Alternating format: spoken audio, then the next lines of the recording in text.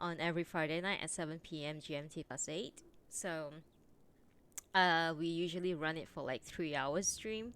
So yeah, I usually sleep way late than I usually do. Hello there, viewers. Hello. Good morning to you guys. Good morning. A very, very good morning. How's everyone doing? So far, there's Wine seated at her rightful throne, and then my manager, Diane, watching out for people who comes in through the door. Your morning is good because you saw Rauga? Hell yeah. Hell yeah. You're a Rauga simp, huh? I see, I see, I see. I can't decide whether I should be like I should have like a neutral expression when I'm reading, or should I be smiling?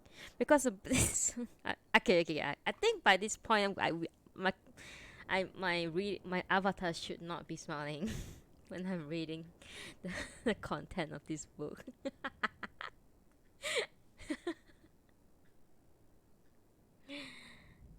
Yeah, there's a function in this avatar thing that I'm using that can like detect three different expressions. Like one is like have like joyful, laughing, one is angry, and one is shocked.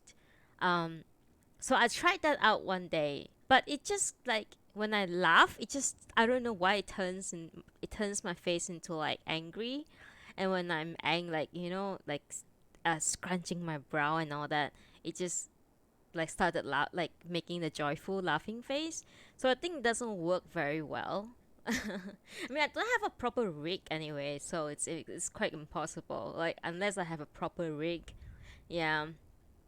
So for now, it just doesn't like detect my expression outright, you know.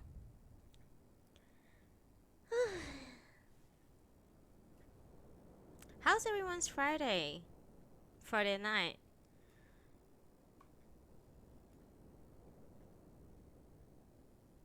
What did y'all do last night?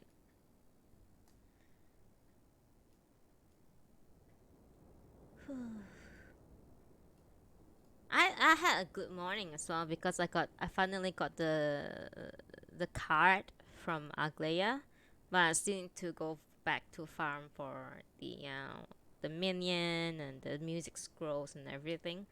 And just went venue hopping in game last night. Cool. I should do that more often, but I'm too like introverted to like go hang out with people and stuff. 8 planets, yeah, hell yeah, we ate planets last night. Pretty good. We should continue doing that later at the end if you don't mind. I really want my weapon. I have 18 tomes now, so I can buy 2 weapons. But winning a weapon is better than. Besides, like, I kind of want to save the tomes for the minion because I feel like the mount, not the minion. Kind of want to save the tomes for the mount because I feel like the drop rate for the Exia is here. Good morning, Exia. Hell yeah. Like I think the drop rate for the mount right now is like fucking 2% or something. Yeah, we can continue doing that. Like the more you do it, the more like you know the fight and the easier it gets. I still have the like difficulty in the last phase of it where the continuous knockback and the big AoE thing. I always eat the big AoE and it's so unforgivable. It's like if you eat one, it's just you just like instant death.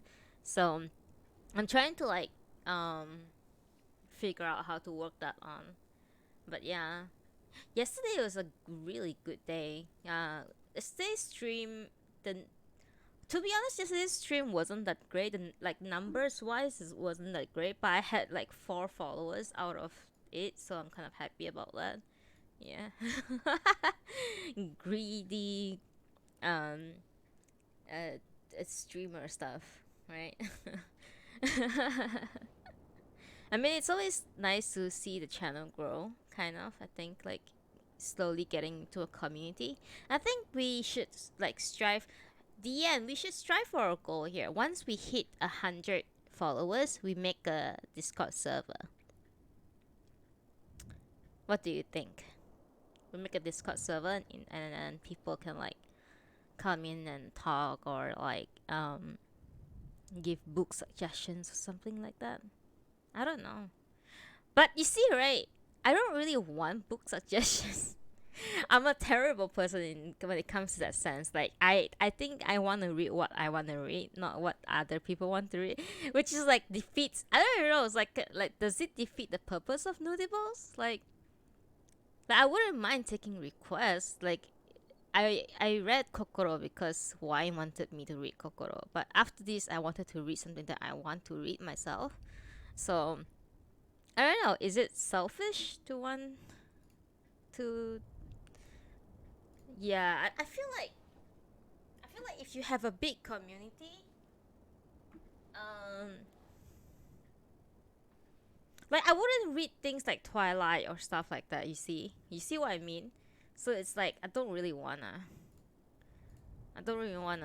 like give people the opportunity to to make me read things that I don't want to read, especially Murakami's book. There you go, wine.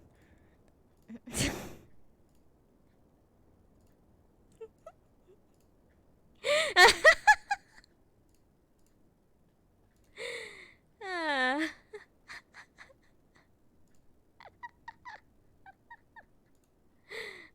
yeah. It's tough. I try to like the next book that I'm going to read is something that I have personally never read before. So it's gonna be a very new thing for like both parties basically. You know, my listeners and myself.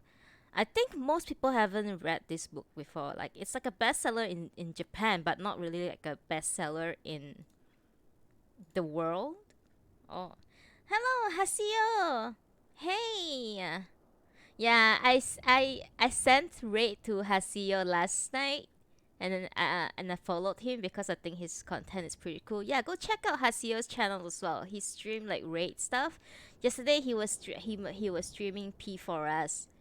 So I watched a little bit, but I had to go to sleep. So, yeah.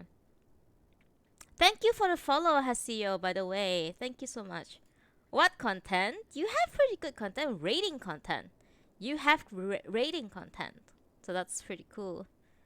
Like I do rating content too, but nobody ever watched my rating content. You had like solid 5 viewers when you were doing rating content. When I do rating content, I have like 2 viewers, and I know who that 2 viewers is. Is my manager DN and uh my partner Twisty.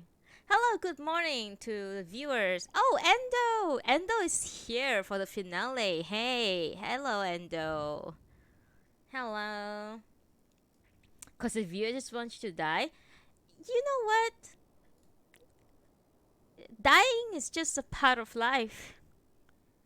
And a parcel of rating, really. Like, it's not surprising to die all the time when you're rating. That's fine. Yeah. Yeah, I told Hasio that because I followed him, he has to carry me now. He has to carry me through P3S and P2S. So Hasio, if you are in game right now, if you don't mind, come over here to our venue, and so that we can add you as friend, and then you can help us.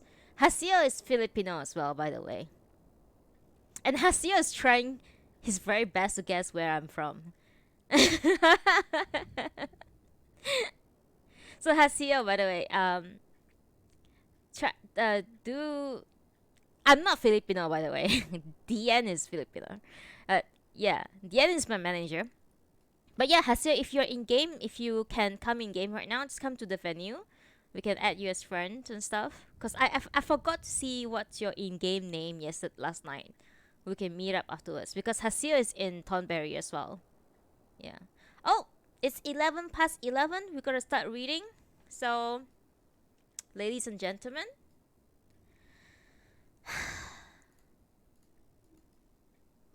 Let me drink. But let me take a sip of my own hand poured coffee. Gluck, gluck, gluck, gluck, gluck. And then we are going to start reading.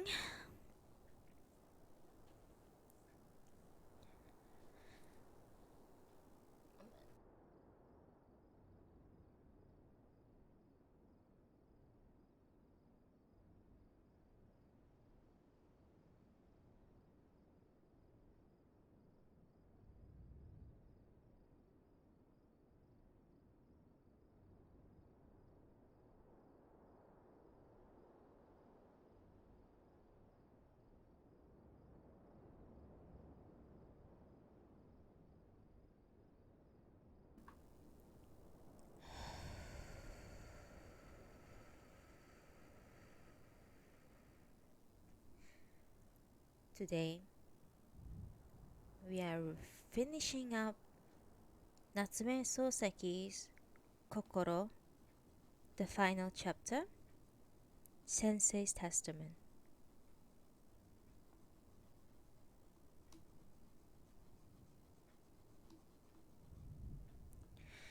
Such strenuous walking in the heat cannot but affect one's body. It is not like being ill. Rather, one feels as though one's soul has found for itself a strange home. I talked to Kay as usual, but my feelings had somehow changed. My affection and my hatred for Kay acquired a character peculiar to that journey on foot. What I mean is that perhaps because of the heat, the swimming, and the walking, our relationship shifted temporarily to a different plane. We were like two far traveling paddlers who had met by chance on the road. We talked to each other, but we said nothing that was of serious concern to us. In this way, we finally reached Choshi. There was, however, one exceptional incident which I still remember. Before leaving Boshu, we stopped at a place called Kominato and went to see the Bay of Tai. Many years have passed since then, and I have never been interested in such things, so I cannot remember very clearly. But it seemed that it was at the Kominato that Nichiren was born. According to the local legend, two Tai fish were thrown up on the beach at the same time of his birth. In deference to this legend, the men of the village have always abstained from fishing in the bay. Hearing that the bay was full of tai for this season, we hired a small boat and went out to look at them. I was enthralled by the scene under the water, and I felt that I could never tire of watching the violet-tinged fish twisting and turning beneath the waves. Kay, however, seemed not as interested as I was in the fish. He seemed rather to be thinking about Nichiren. We had found a temple in the village by the name of Tanjoji. I presume it was called this because Nichiren had been born there, in Kominato. It was certainly an impressive temple. Kay said that he wanted to meet the chief priest. To tell the truth, we were at the time a shabby-looking pair. Kay looked especially disreputable. His cap had been blown away during the hike along the coast, and he was now wearing a sage hat. Our clothes were soiled and smelled of sweat. I did not think that the priest would welcome our company, and I said to Kay, but he was stubborn and would not listen to me. "If you don't want to come in, you can wait out here," he said.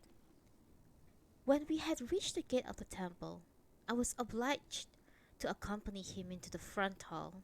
I was quite certain that we would be refused admittance, but I was mistaken. Priests, I discovered, are on the whole more gracious than one might expect. We were shown into a large and fine room, and there received by the chief priest. In those days, my interests were very different from Kay's. And so I did not listen very carefully to what Kay and the priest were saying, but I do remember that Kay asked him many questions about Nichiren. When the priest remarked that Nichiren was such a master of the grass script that he was called Grass Nichiren, I remember that Kay, who was a poor calligrapher himself, looked impatient. I suppose he regarded such facts as irrelevant and trivial. Obviously, he wanted the priest to say something more profound about the great man. I do not know whether Kay was satisfied with the conversation or not. At any rate, when we came out of the temple, he began to give me a lecture on Nichiren. I was too tired and too hot to be much interested, and my comments were half-hearted and bored. Eventually, I stopped saying anything at all. It was, I think, the following evening that we had an argument. We had had our dinner at the inn and were preparing for to go to bed. I discovered that he had resented my lack of interest in his comments on Nichiren the day before, saying that anyone who had no spiritual aspiration was an idiot, and he began to attack me for my frivolity. My apprehensions concerning Ojo-san had made me more sensitive than I might have been to Kei's almost insulting remarks. I began to defend myself. I remember that I used constantly the word human in defending my position in attacking his. Kei insisted that I was trying to hide all my weaknesses behind this word. Now I see that he was right. But in trying to point out his limitations, I had become more aggressive and I was in no mood to be objective about myself. I became more dogmatic than ever. Finally, he asked me why it was that I considered him inhuman. I told him that he was indeed human, perhaps too much so, but that one would never guess that this from his words. Moreover, I said he was trying too hard to live and act in a way that was not natural to human beings. When I said this, he did not argue with me. He merely said that it was on his lack of training that was responsible for the low opinion I seemed to have of what he was trying to accomplish. Not only did his remark take the wind out of my sails, but I began to be sorry for what I had said. I stopped arguing then. Kei's tone also became more quiet. If you only knew those men of the past as I know them, he said, you would not be so critical of me. The men of the past that he was referring to were not, of course, heroic figures of the conventional sense, but ascetics who had tyrannized more over the flesh for the freedom of their souls, who had lashed their bodies so that they might find the way. How I wish, he said, that you could understand my suffering. Kay and I went to bed. The next day, we resumed our sweaty and tortuous walk. Once more, our relationship became like two paddlers on the road. During the walk, however, I thought now and then of the argument of the night before, and cursed myself for having missed such a good opportunity to confide in him. I should have been more honest, I said to myself. Instead of criticizing him for not being human and so on, I could have admitted to him openly the true cause of my grievances. After all, it was Ojo-san that was at the bottom of my troubles, and for my own good, I should not have tried to hide this fact under the half-true generalities. But I must confess, of the tone of our friendship had become intellectualized, and I did not have the courage to rebel openly against the established pattern of our relationship. You may attribute the weakness on my part to affection or vanity, so long as you try to understand that it was not an ordinary kind of affection or vanity. I shall not mind. Burnt almost black by the sun, we returned to Tokyo. My state of mind had changed greatly by then, and such petty considerations as K's human qualities or his lack of them had ceased to worry me very much. K too had lost most of his piousness. I doubt that the problem of body and soul was worrying him at all then. Like two barbarians, we stared at the busy scene around us. We stopped at Ryogoku and, despite the heat, treated ourselves to a meal of game hen. This seemed to fortify K, and he suggested that we walk all the way to Koishikawa. I had more robust constitution than K, and I assented readily enough. Oksang, when she saw us, was shocked by our appearance. Not only we were black, but the walking had made us terribly thin. She soon recovered from her shock, however, said Ojo-san, and laughed at her mother. I felt cheerful, forgetting that I had left Tokyo not without resentful feeling towards her. After all, I had not seen her for some time, and the occasion was, I suppose, a happy one. Hello there, everyone. Ariana Grandad made it here today. Thank you so much. Thank you so much. And Rumiel Delacroix. I think this is the first time I saw you here. I think. But thank you so much for being here with me today. We are finishing up the book Kokoro by Natsume Sōseki.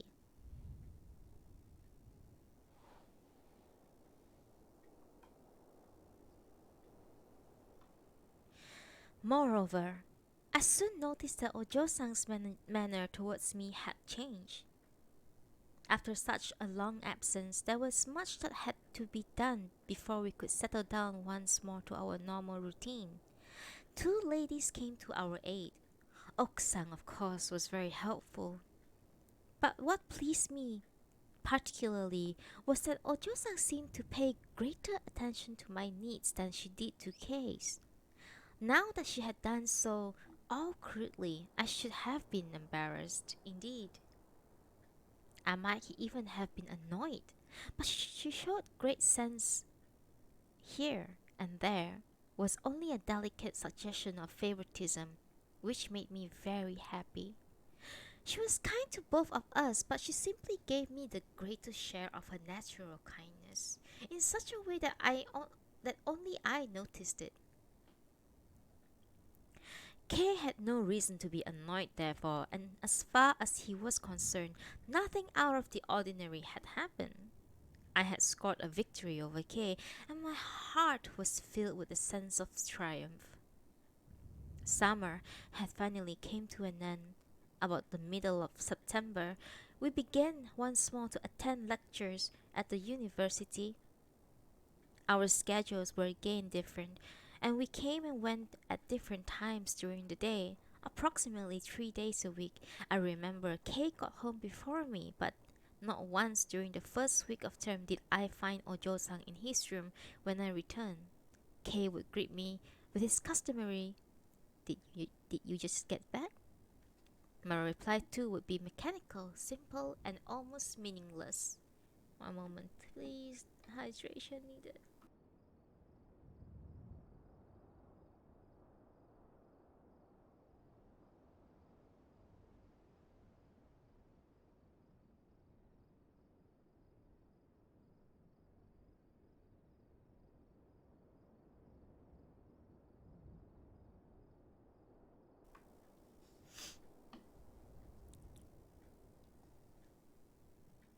It so happened that one morning, it was about the middle of October. I think I overslept, and having no time to put on my uniform, I rushed off in Japanese dress, and instead of the usual lace-up boots, I wore my sandals. Normally, on that day of the week, my lectures ended earlier than Kay, so I went home assuming that Kay would not be back yet. When I opened the front door, however, I heard Kay's voice, and then the sound of Ojo-san's laughter reached my ears. Since I was wearing sandals that day, and not those boots that took too long to unlace. I was very soon in Kay's room. I found Kay sitting at his desk as usual, but Ojo-san was no longer there. I had opened the door just in time to catch a glimpse of her fleeing figure. I asked Kay why he was back so early. He had not been feeling very well, he said, and so decided to stay at home. I went to my room and sat down. A few minutes later, Ojo-san came in with a cup of tea. "Welcome home," she said. I was too awkward a fellow to smile at her and make some such comment as, "Well, why did you run away from me just now?" And of course, I was not the sort to make light of such an incident. She stayed with me for a moment or two. She then got up and left my room by the veranda. She stopped outside Kay's room and exchanged a few words with him. They were, I gathered, continuing the conversation that my return had interrupted. Not having heard the earlier part, I could not guess what it was all about.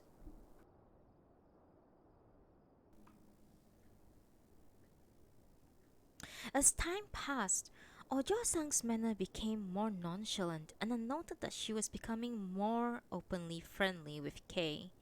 Even when I was at home, she would call Kay's name from the veranda and then go into his room for a long chat. But you would say, how else could two people living under the same roof behave? And I will admit that she could hardly avoid going into his room. There were, after all, such things as his letters and his laundry that she had to take to him. But to me, who was so intent on monopolizing her company, it seemed that she was seeing him far more than necessary. Sometimes, indeed, I could not help the impression that she was purposely avoiding my company in order to be with Kay. You may ask, why then did you not ask him to leave the house? But it was that I had forced Kay to come to live with me for his own good. To ask him to leave would have been an unprincipled thing to do and humiliating. On a cold rainy day in November, I walked home as usual. The grounds of the temple of Konyaku-emma and the narrow lanes that led to the house My overcoat was wet and I was chilled. Kay was not in his room, but there was a good fire going in his brazier. Looking forward to seeing a good fire in my own brazier, I hurried to my own room. There was only cold white ashes where I had expected to find red hot charcoal. I was overcome with annoyance. I then heard footsteps approaching my door. It was Oksang. She saw me standing silently in the middle of the room. She must have felt sorry for me, for she came in and helped me change into my Japanese dress. When I complained of the cold, she went into the next room and returned with Kay's brazier. I asked Oksang if Kay had already been back. Yes, he had, she replied, but had gone out again. Kay's lecture were held later than mine that day, and so I wondered why it was that he had come back before me. Oksang said that he probably had some business to attend to. I sat down and I tried to read. There was not a sound to be heard in the house. The cold of early winter and my own loneliness seemed to grip my whole body. I soon put my book down and stood up. You see, I had a sudden desire to go somewhere cheerful. It seemed to have stopped raining, but the sky still looked cold and heavy like a sheet of lead. I decided to take my umbrella out with me. I went down the hill towards the east alongside the back of the wall of the arsenal. The city authorities had not yet undertaken the improvement of roads in that area then, and so the slope was then very much steeper than it is now. The road was also narrower and not as straight as it is today. What with bad drainage and big buildings on the south side was which blocked the sun, and the road became terribly muddy when you reached the valley. It was particularly bad when the narrow stone bridge and Yanagicho, you had to watch your step even if you were wearing high rain clogs or Wellingtons. There was a narrow strip of well trodden ground in the middle of the road, which was comparatively dry, and you had to walk carefully so as not to step beyond it. It was no more than a foot or two wide, so it was like walking on a woman's sash which had been stretched along the road. Slowly and in a single file, the pedestrian made their way through the mud. It was on this narrow sash that I met Kay. I had not noticed him walking towards me, since keeping to the path I had required all my attention. Seeing that someone was in front of me, I looked up and found myself standing face to face with Kay. Where have you been? I asked. Just down the road, he answered, in his usual curt tone.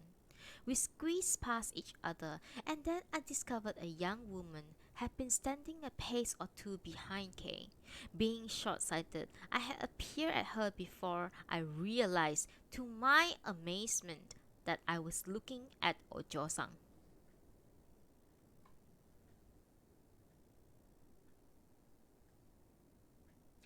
Yeah, Sarve. I hope to see you around too. Thank you so much for the sub and the gift subs.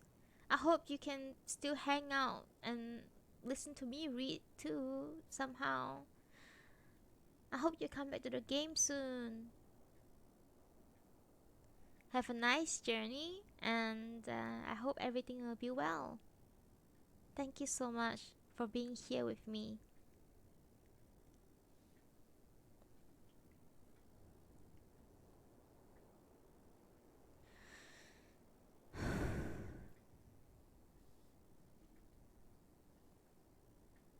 She blushed slightly and greeted me. Women in those days did not wear their hair over their foreheads, but twisted it like in snake-like coils on top of their head. I stood still and stared vacantly at her head. Then I remembered that one of us had to step aside to let the other pass. I moved quickly and stepped into the mud, thus allowing Ojo-san to get by. I finally reached the main street of Yanagicho, but once there, I could not decide where to go. It did not seem to matter where I went. I walked about angrily and aimlessly in the mud, not caring whether I got splashed or not. I then went home. I asked Kay if she had gone out with Ojo-san. No, he said. He went on to explain that he had met her by chance in Masagocho and had walked home with her. I had to restrain myself from asking him more questions. At dinner, however, I could not resist asking Ojo-san where she had been that afternoon. She answered with a laugh, that laugh of hers that I hated so much. Then she said, I'll let you guess. I was a touchy fellow in those days, and I was considerably irritated at being treated in such an offhand manner by a young woman. There, the only person around the table who seemed to notice this was Okusan. Kei appeared as usual, indifferent to his surrounding. As for Ojo-san, I could not be sure whether she was annoying me on purpose or whether she was being innocently playful. For a young woman, she was on the whole a considerate sort of person, but there is no denying that she had some traits which were common to all young women and which I dislike. Moreover, I began to notice these traits only after Kay had moved into the house. Perhaps I told myself that they were no more than figments of my imagination caused by my jealousy of Kay, or perhaps they were quite real and sprang from the coquetry of young women in the presence of two men. Mind you, I had no intention of denying that I was jealous.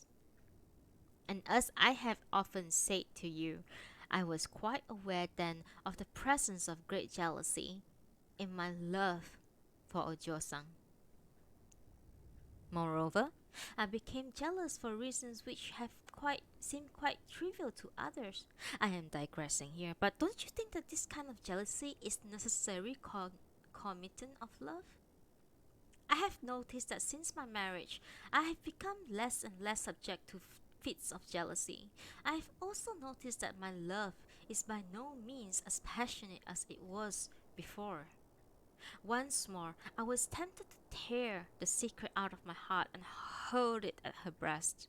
By her, I do not mean Ojo-san, but Oku-san. I began to think of asking Oku-san for her daughter's hand, but I could not bring myself to speak to her about marriage. You must think of me of a very irresolute person.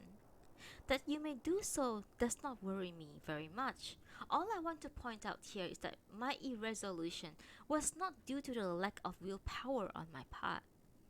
Before Kay moved in with us, it was my fear of being duped that had stopped me from approaching Oksang about her daughter. After Kay's entrance on the scene, however, it was the suspicion that Ojo-san might prefer him to me that was responsible for my inaction. I decided, you understand, that if Kay did indeed mean more to her than I, then my love would not be worth declaring. You must not think that I was frightened of being humiliated. I simply abhorred the idea of living with a woman who had secretly preferred someone else to me. There are many men, I grant, who seem happy enough to marry women who strike their fancy, not caring or not whether they themselves found satisfactory by the other party. I was firmly conceived that such men were either far more worldly or cynical than I, or were contemptible dullards who had no understanding of the of the true nature of love. Also, I was too ardently in love to tell myself, for instance, that once we were married, all problems would somehow disappear. In other words, I was far from lacking high minded convictions about love, but when I discovered that it necessarily involved some decisive action on my part, I became hesitant, timid, and rather devious.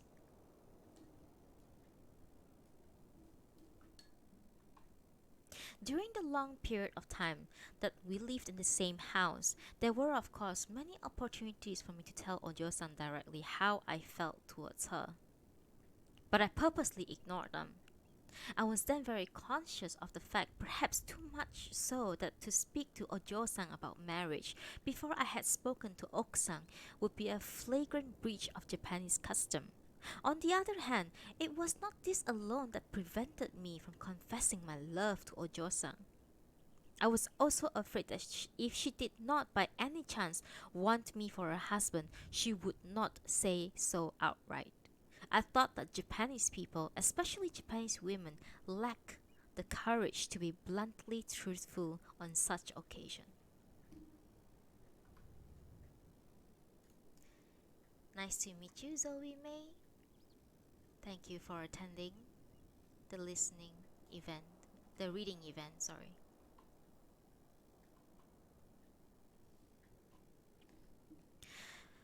And so I stood still, not daring to take a step in any direction. I was like a sick person in bed who falls into an uneasy sleep during the day.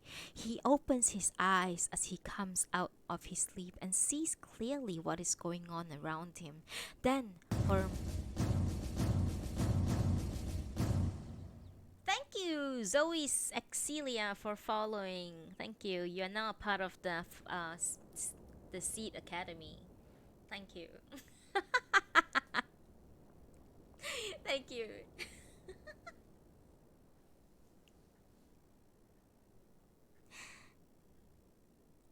He opens his eyes as he comes out of his sleep and sees clearly what is going on around him. Then, for a moment or two, he is overcome by the feeling that in the midst of a world that moves, he alone is still. I was beset by the same kind of fear, though the others did not know it. The old year came to an end. One day during the New Year season, Oksang said that we all ought to play a game of cards and asked Kay if he would like to invite a friend to join us. But I have no friends, he answered. Oksang was shocked. Kay indeed had no friends. There were, of course, a few students with whom he had a nodding acquaintance, but he knew none of them well enough to ask them to join him and the family in a game of cards. Okusan then turned to me and said, "Well, in that case, why don't you bring someone along?" I gave a non-committal reply since I was in no mood for merry games. That evening, however, Ojo-san dragged Kei and me out of our rooms and forced us to play cards with them. Since there were no guests, the gathering was small, and we had a very quiet game. Kay, who was unused to such light-hearted pastime, sat like a block of wood. I said to him, "Don't you know the Hyokunin issue poems?" "Not very well," he answered. Ojo-san must have thought that I was being unkind to Kay. She began conspicuously to help him whenever she could, and very soon the game developed into a contest between me and these two. I might have picked a quarrel with them, but for Kay's manner, which showed no elation when Ojo-san started taking his side, we were able to finish the game peacefully. It was, I think, 2 or 3 days later that Oksang and Ojo-san left the house early in the morning, saying that they were going to visit a relative of theirs in Ichigaya. Kay and I remained in the house since we were still on holiday. I had no inclination to go outside. I sat down by the brazier, resting my elbows on it, and began to think in a vague and disconnected way. Kay, who was in his room, was also very quiet. Neither of us gave the other any indication that he was still in the house. Silence did not worry me. However, both Kay and I were accustomed to it. At about 10 o'clock, the door between our rooms was suddenly opened, and I saw Kay looking at me from the doorway. "What are you thinking?" he said. I could not, all honesty, say that I was thinking about anything at all. If the confusion in my mind then could have been called thought, then I suppose I might have answered Ojo-san. And I might have added, "I have been thinking about Oku-san too, and as a matter of fact, about you, who seem recently to have made matters far more complicated than ever for me. Yes, you are a haunting, albeit vague, figure that refuses to leave me alone. I have been thinking of you as a confounded nuisance." But I could hardly say all this to his face. I continued to look at him in silence. Kay then strode into my room and sat down opposite me. I moved my elbow away from the edge of the brazier and pushed it just a little nearer to him. Kay began to talk to me about Oksang and Ojo-san. I was surprised, since he had never shown any inclination before to talk about them. "Whom are they visiting in Ichigaya?" I said that in all likelihood they had gone to see Ojo-san's aunt. "What does this aunt do?" he asked. I explained that she was also a soldier's wife. "But is it not the custom," he said, "for women to pay New Year visits after the middle of January? I wonder why they went so early." "I have no idea," I was forced to reply. Kay continued to question me about Oksang and Ojo-san. Oh, oh yeah, I should. I didn't see you, Kada. Thank you for attending the finale. Thank you.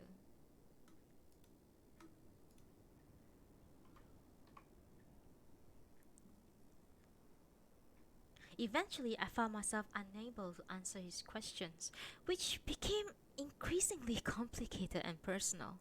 I thought this behavior not so much irritating as odd. Previously, it had always been that I who had tried to introduce the subject of the two ladies into our conversation. I could not but take notice, therefore, of the sudden interest that Kay was showing in them. I asked him finally, "Why is it today, in particular, you are asking me all these questions?" Suddenly became very quiet. I saw that his mouth was trembling. Kay was normally a man of few words. He also had the habit of opening and shutting his lips like a stutterer before he said anything, as though they were not altogether under the control of his will. Perhaps this difficulty was partly responsible for the impression of my weightiness that his words conveyed to the listener. His voice, when it broke through the barrier, was twice as strong as that of the average of men. Seeing the trembling of his lips, I knew that he was about to say something. But of course, I had no inkling of what he was going to say, and so I was shocked. Imagine my reaction when Kay, in his heavy way, confessed to me his agonized love for Ojo-san. I felt as if I had turned into a stone by a magician's wand. I could not even move my lips as Kay had done. Exactly what the emotion was that I felt then, I am not sure. Perhaps it was fear, or perhaps it was a terrible pain. Wherever it was, its physical effect was to make me feel rigid from head to toe, as though I was a piece of stone or iron.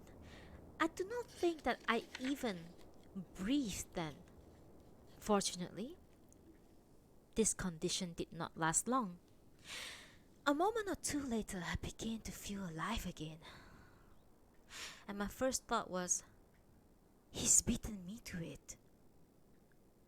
Beyond this, however, I could not think of anything to do or say. I suppose I was not yet composed enough to think coherently. I sat still, feeling the cold sweat seeping through my clothes. In his usual ponderous manner, Kay continued with his confession. The pain within me was almost unbearable. I thought, surely it must show on my face. Indeed, the way I felt then could not have been any less obvious than a large advertisement stuck on my forehead, and I'm sure that even Kay, had the conditions been normal, would have observed it. But I suppose he was so busy talking about his own troubles that he had no time to watch my reaction to his words.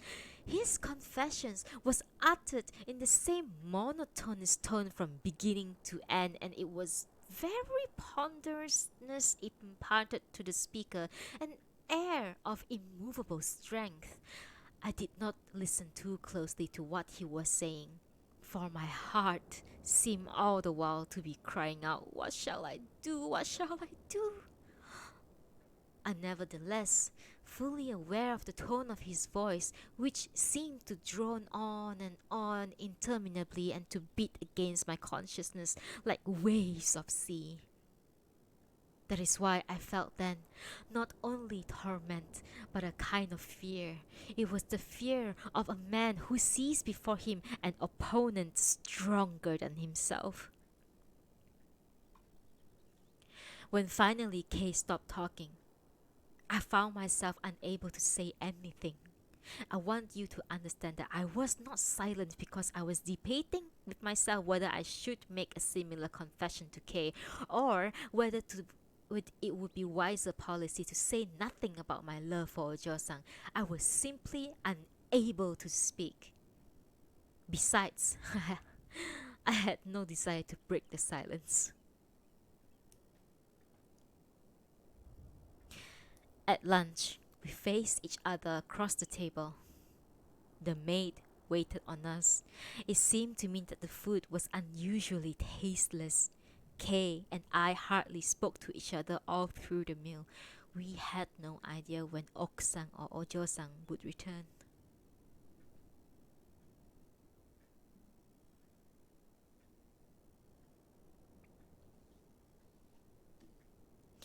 We went back to our rooms.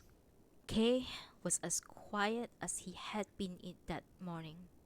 I also sat still, deep in thought. I told myself that I should be honest with Kay, telling him that I, too, had fallen in love with Ojo-san. I could not help feeling, however, that it was now too late to do so, and began to curse myself for not interrupting Kay's confession with one of my own. If I had done that, I thought I might have outmaneuvered him. The fact that I had not even tried to tell him the truth about myself after he had stopped talking now seemed a terrible mistake. Moreover, I felt that to begin confiding in him at this late stage would somehow be inappropriate. It would seem unnatural, perhaps contrived. I saw no way out of the dilemma. My head seemed to throb with despair and regret. I wished that Kay would once more open the door and stride into my room. The morning, Kay had taken me by surprise and I had been totally unprepared. I wanted the same scene repeated, so this time I might receive Kay with the initiative on my side. Time again. Time and time and again I glanced at the door, but it did not open. The silence in Kay's room seemed eternal. Eventually, I was driven almost to distraction by the quiet. I could not prevent myself from wondering nervously what Kay had been thinking in the next room. Before that day, we spent many hours not making a sound, and I had found that the longer the silence lasted, the easier it became to forget Kay's existence. That it should have been had that it should have had the opposite effect on me on that afternoon shows how frayed my nerves were. I might have had stood up and opened the door to Kay's room myself, that's true. But this I could not do. Having lost the opportunity that morning to unburden myself to Kay, I was forced to wait passively for another opportunity to present myself. I began to feel if I stayed in the room any longer, I might suddenly lose control and rush into Kay's room. I made my way into the street. Needless to say, I did not care where I went so long as I was not in my room. Aimlessly, I walked about the street that was so bright with New Year decorations, and no matter how much I walked, Kay remained the sole object of my thoughts. I want you to understand that I was not walking in order to forget Kay. Indeed, one might say that I was wandering about the streets in pursuit of Kay's image. I must confess that Kay was a puzzle to me. I asked myself, why did Kay confide in me at all?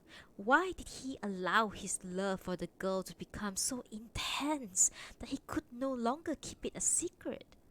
What has happened to the Kay that I once knew? I could not find an easy answer to any of these questions.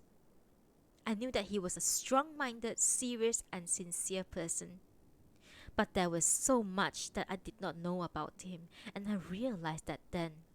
Before I could decide what I should do, I had to know much more than I did about Kay. At the same time, I felt inside me a strange fear amounting almost to a superstitious dread of the person that had become my rival, with the image of Kay sitting in his room constantly before my mind's eye. I walked about the streets in confusion, and I thought I could hear a voice whispering in my ear, "You'll never get rid of him." Perhaps I was beginning to think of him as a kind of devil. Once, I even had the feeling that he would haunt me for the rest of my life. When I reached home, exhausted, I noticed that his room was as quiet as ever. One would have thought that there was no one in it. Soon afterwards, I heard the wheels of rickshaw approaching the house. In those days, rickshaw wheels did not have rubber tires as they do now. They were before unpleasantly noisy, and one could hear them from quite a distance. A moment or two later, the rickshaw stopped in front of the house. It was only about half an hour after this that we were called to dinner.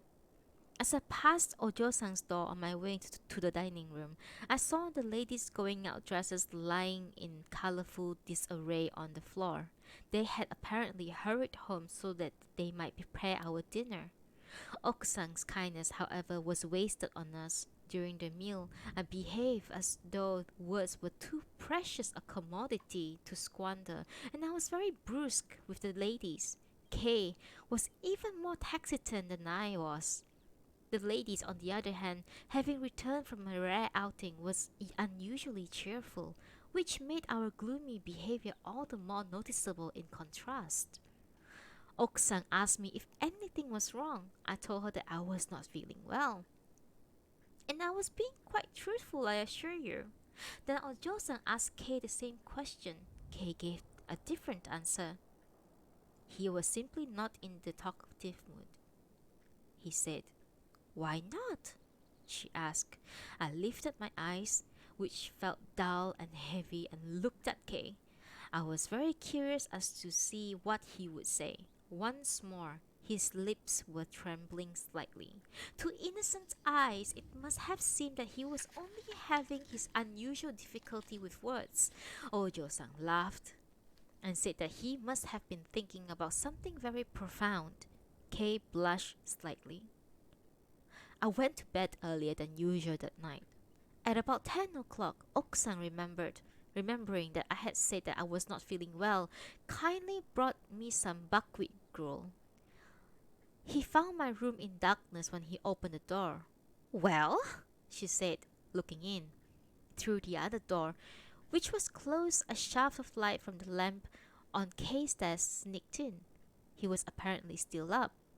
Okusang sat down by my bed and, holding out the cup of gruel, said, "Here, drink this. It will warm you up.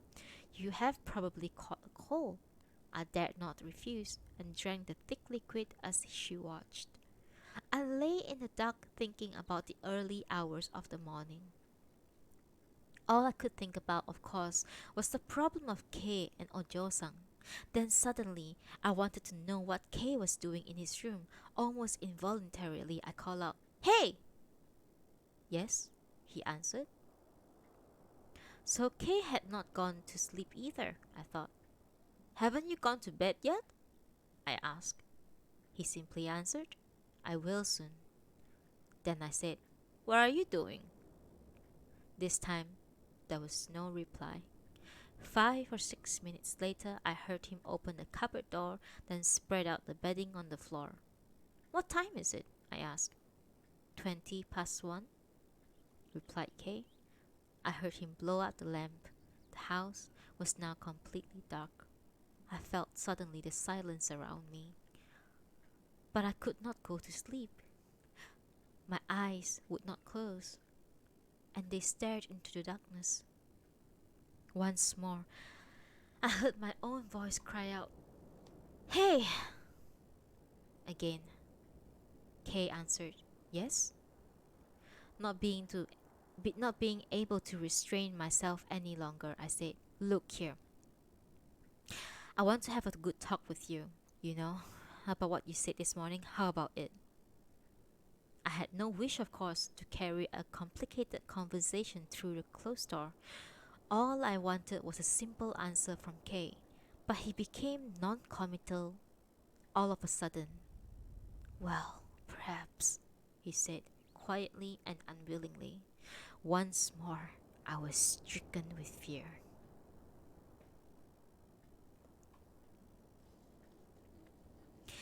Kay's attitude remained non-committal throughout the following day. And the day after that, he showed absolutely no sign of wanting to talk to me again about Ojo-san. True, we were given no opportunity to have such a talk. So long as Okusang and Ojo-san were in the house, we could not very well have a long conversation. So, I was quite aware of this. Nevertheless, I was irritated. Having prepared myself for another talk with Kay, I was in no mood for protracted silence. I decided finally to bring up the subject myself.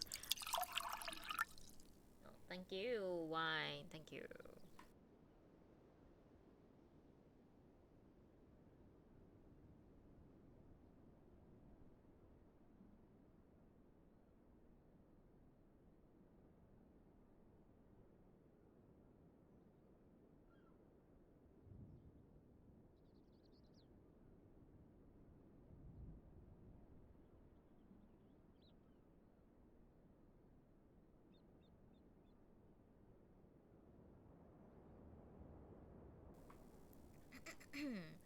Sorry.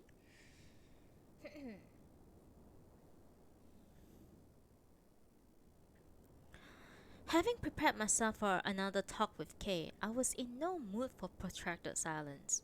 I decided finally to bring up the subject myself, rather than to wait for him to do so at the earliest opportunity.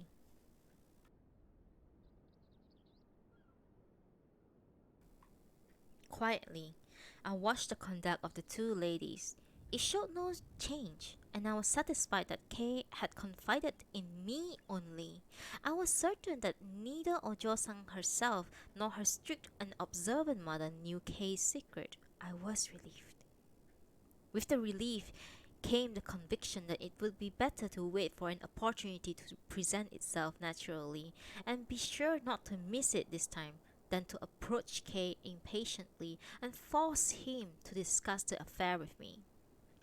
I may have given you the impression that my reaching the decision to be patient was a simple process. It was nothing of that sort. For a long time, I could not make up my mind. My mental state then could be likened to a tide with ebbs and flows continually. I was not certain as to how I should interpret Kay's calm and non-committal manner. I even wondered if what the two ladies said and did truly express their thoughts. I asked myself, can one expect the complicated mechanism of human mind to betray its purposes so obviously, as though it were some kind of clock? In short, please understand that it was after a great deal of vacillation that I finally decided to wait for the right moment to talk to Kay. Mind you, my decision was by no means eased my troubled mind. Our holidays were at last over. On days that our lectures not coincided, we walked to the universities together. We often walked home together too. Outwardly, we were as friendly as ever, but I'm sure each of us was very much immersed in his own problems. One day, as we were walking home, I suddenly asked him, am I the only one who knows your secret? Or have you told Oku-san and Ojo-san too? What tactics I would have adopted in the future depended, I thought, on his answer. He answered that he had told no one but me. So I was right after all.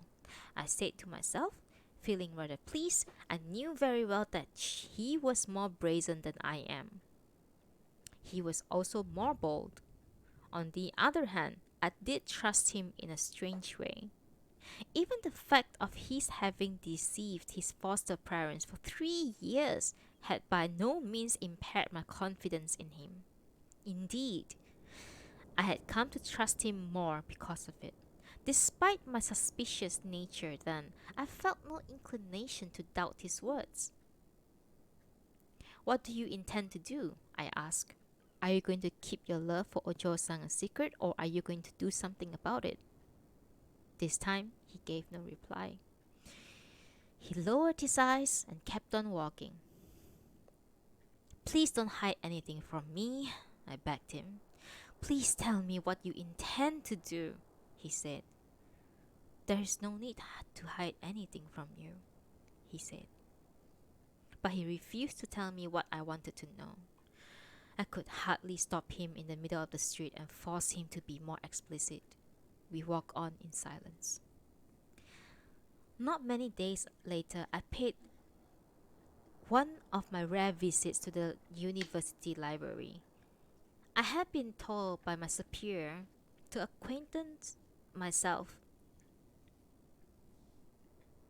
Sorry, to acquaint myself before the following week with certain facts concerning to my field of specialization. I had to get up from my seat in the reading room and return to the stacks of 2 or 3 times before I could locate what I wanted. I sat down at the edge of a large desk and began to read carefully the article of the newly arrived foreign journal. The sun shone through the window, warming the upper part of my body. Then suddenly, I heard someone whispering my name from the other side of the desk. I looked up and I saw Kay standing there. He leaned over the desk so that he could get closer to me. As you know, we were not permitted to disturb others in the library by talking too loudly. Kay was therefore doing what the other students would have done in a similar situation. Nevertheless, Kay's behavior gave me an odd sensation. "Studying?" he asked, still whispering. "There's something that I had to look up," I said. Kay would not move. His face was only a few inches away from mine.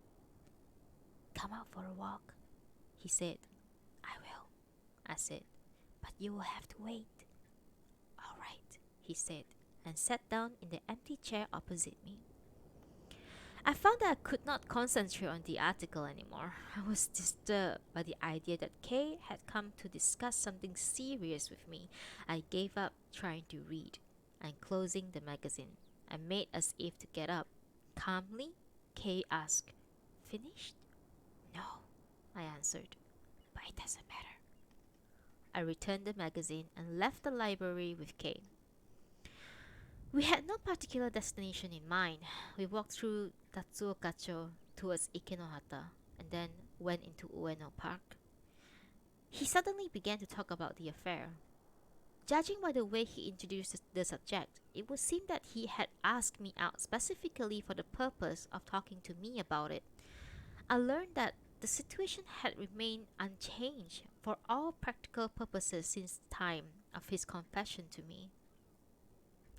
"What do you think?" he asked vaguely. What he wishes to know was how I regarded him, who had fallen so deeply in love. He wanted my opinion of him as he was then.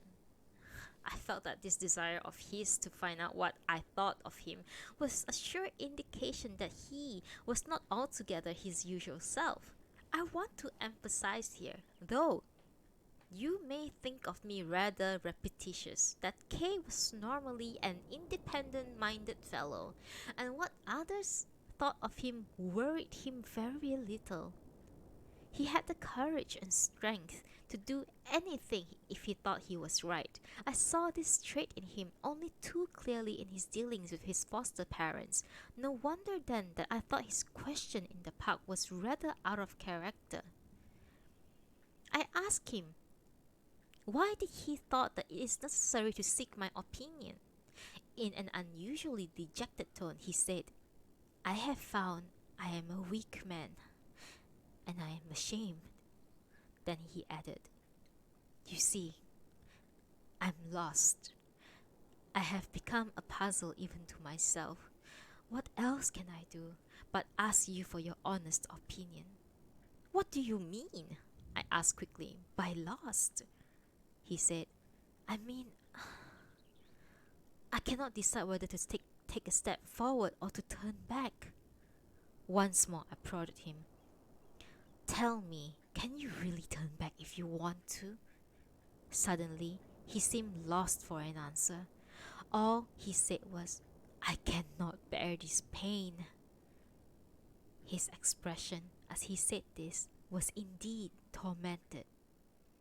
If Ojo-san had not been involved, I would surely have spoken to him kindly and have tried to ease his suffering.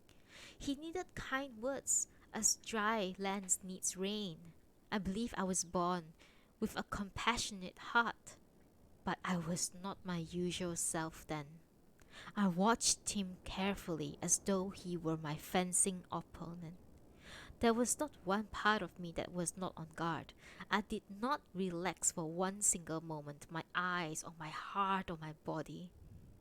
To say that Kay did not guard himself well would be an understatement. In his innocence, he put himself completely at my mercy. I was allowed to observe him in leisure and to note carefully his most vulnerable points. I could think of only one thing, and that was Kay's defenselessness. He was hovering uncertainly between the world of reality and the world of his ideals. Now is the time, I thought, to destroy my opponent.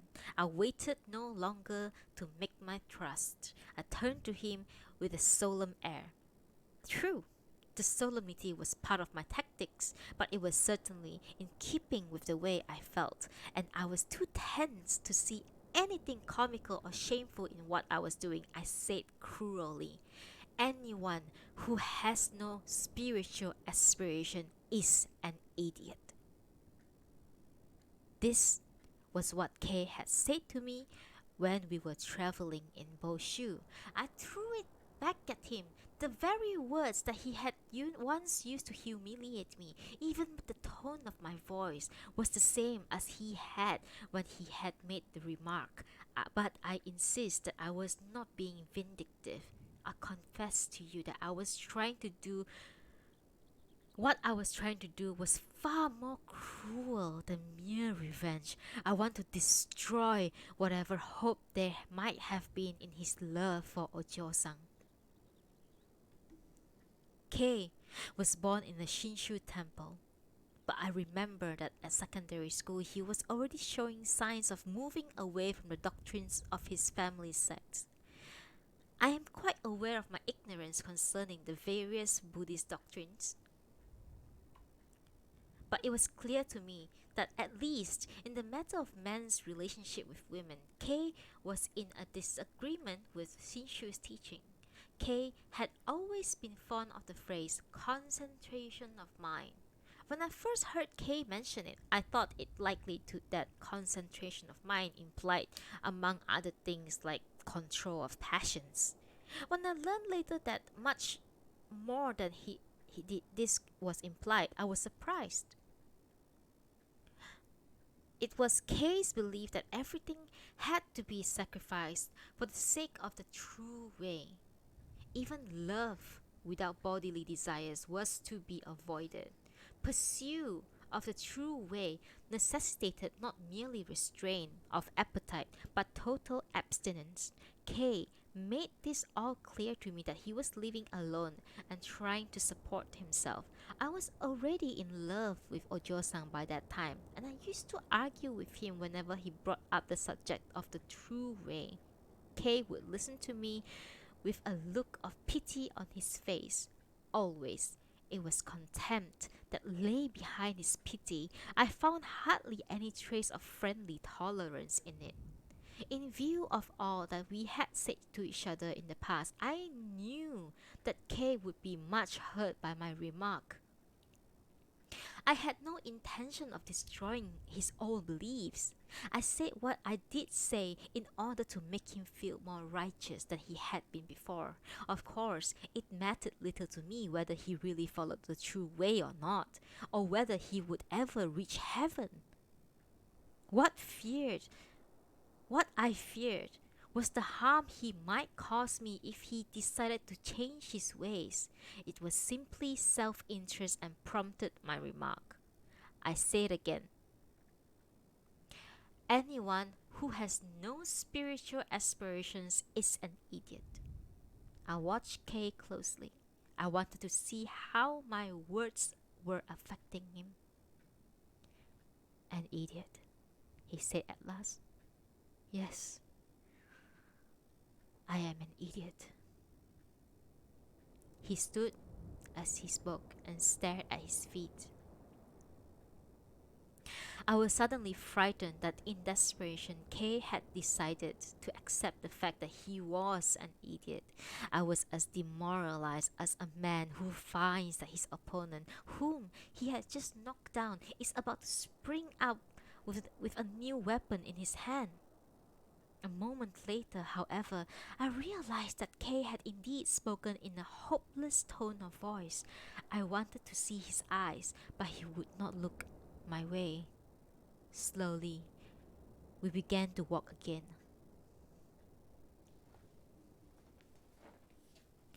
I walked by Kay's side, waiting for him to speak again.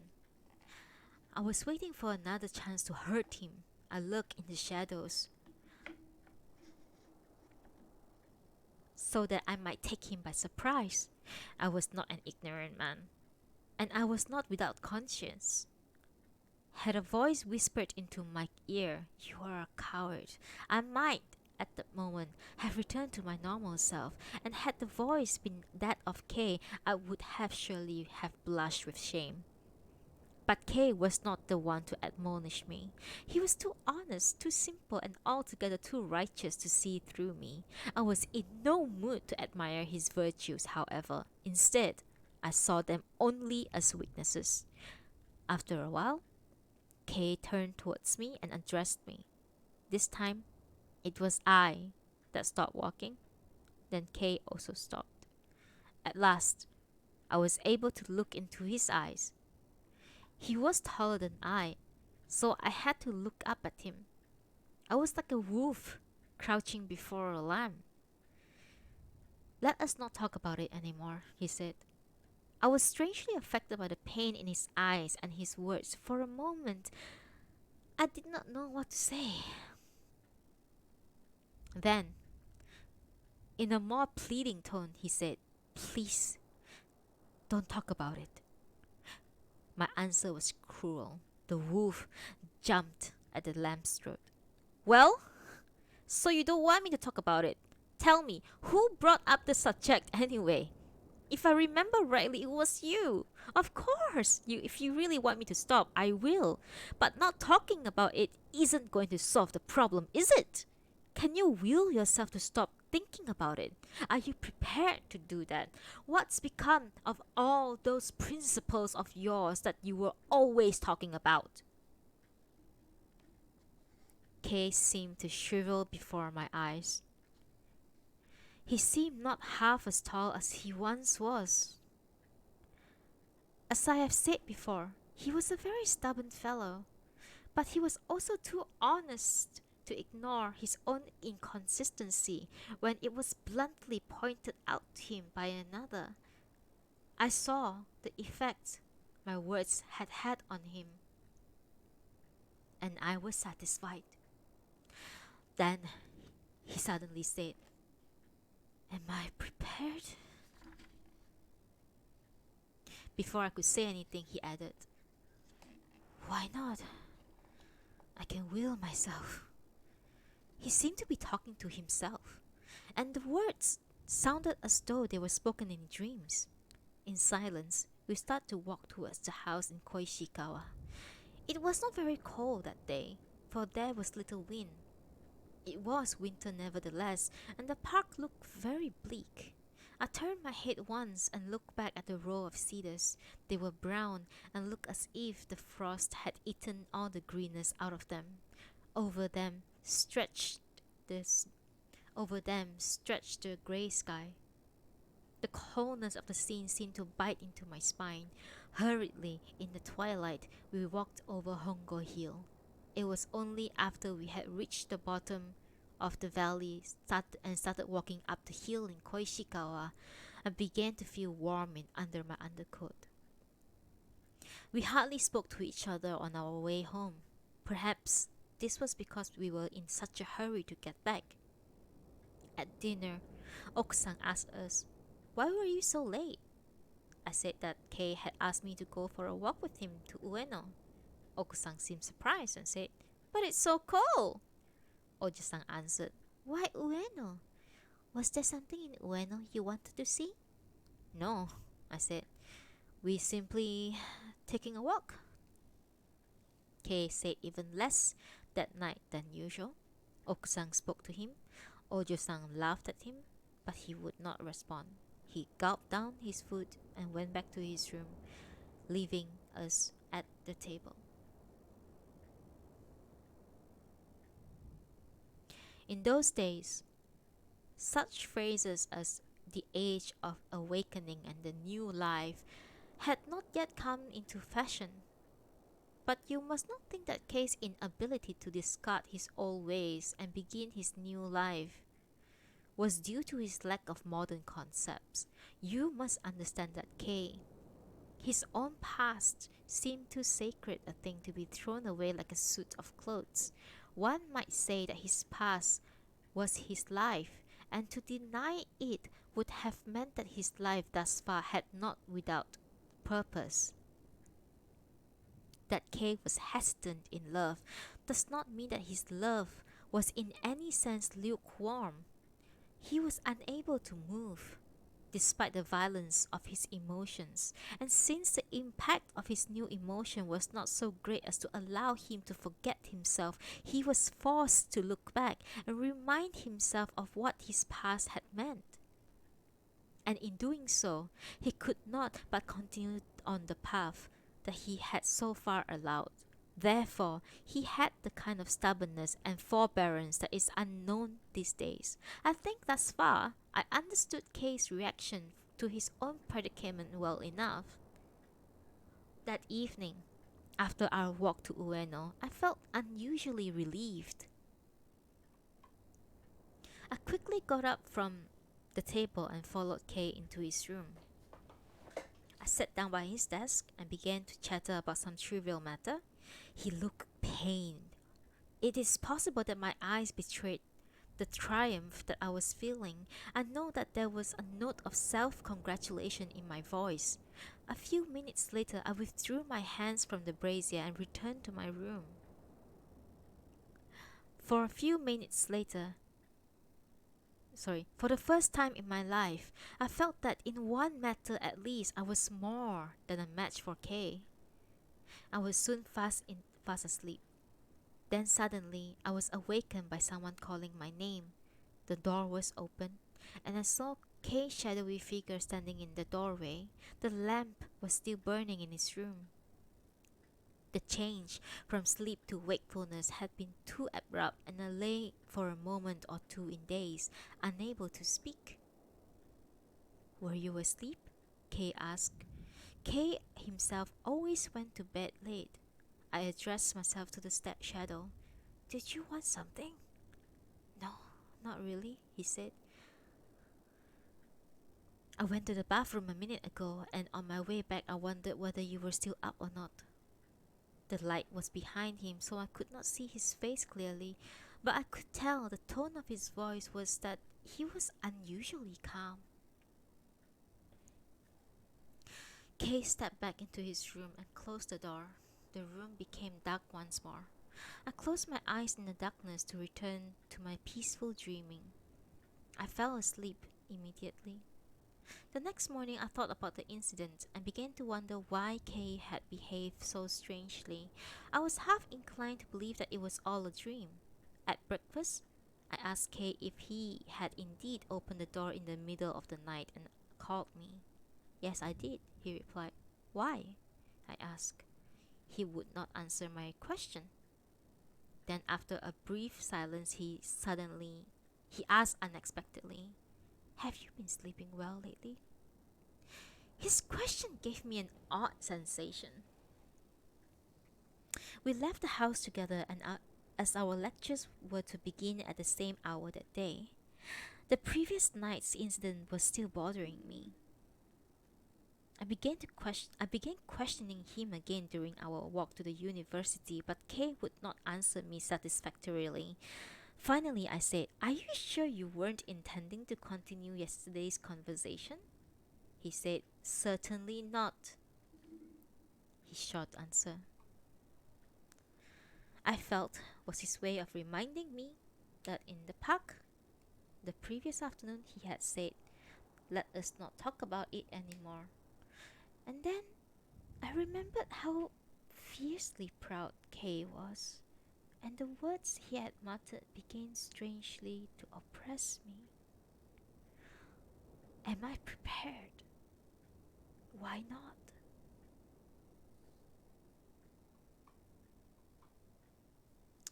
Good morning, Ando. Thank you for attending. And good morning, King Komodo, in my chat. And also King TC, thank you for joining in the reading session today. We are finishing up Kokoro by Natsume Sōseki. And I shall continue right after this sip of tea.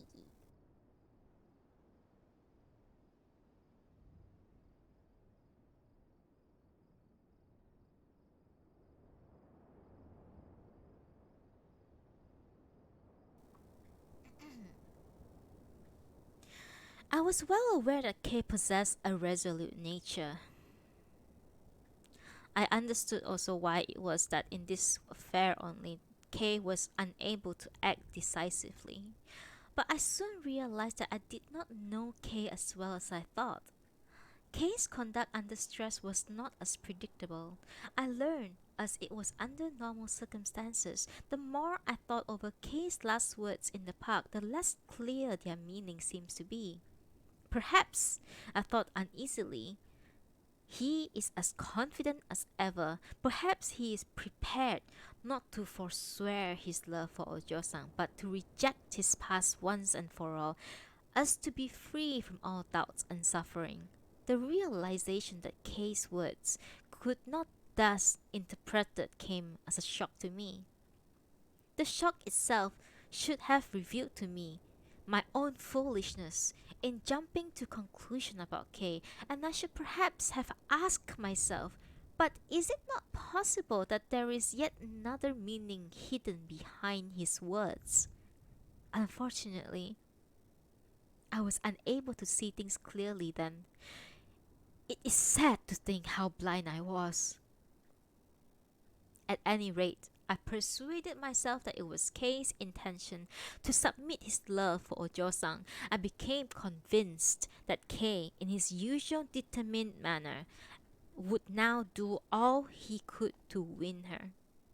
A voice whispered in my ear, "It is up to you to make the final move." The voice gave me courage. I must act before Kei does. I thought, and without his knowledge, I decided to talk to Okusan about her daughter when both Kei and Ojo-san were out of the house. Quietly, I waited for the right moment. 2 days passed, then 3. But it did not come.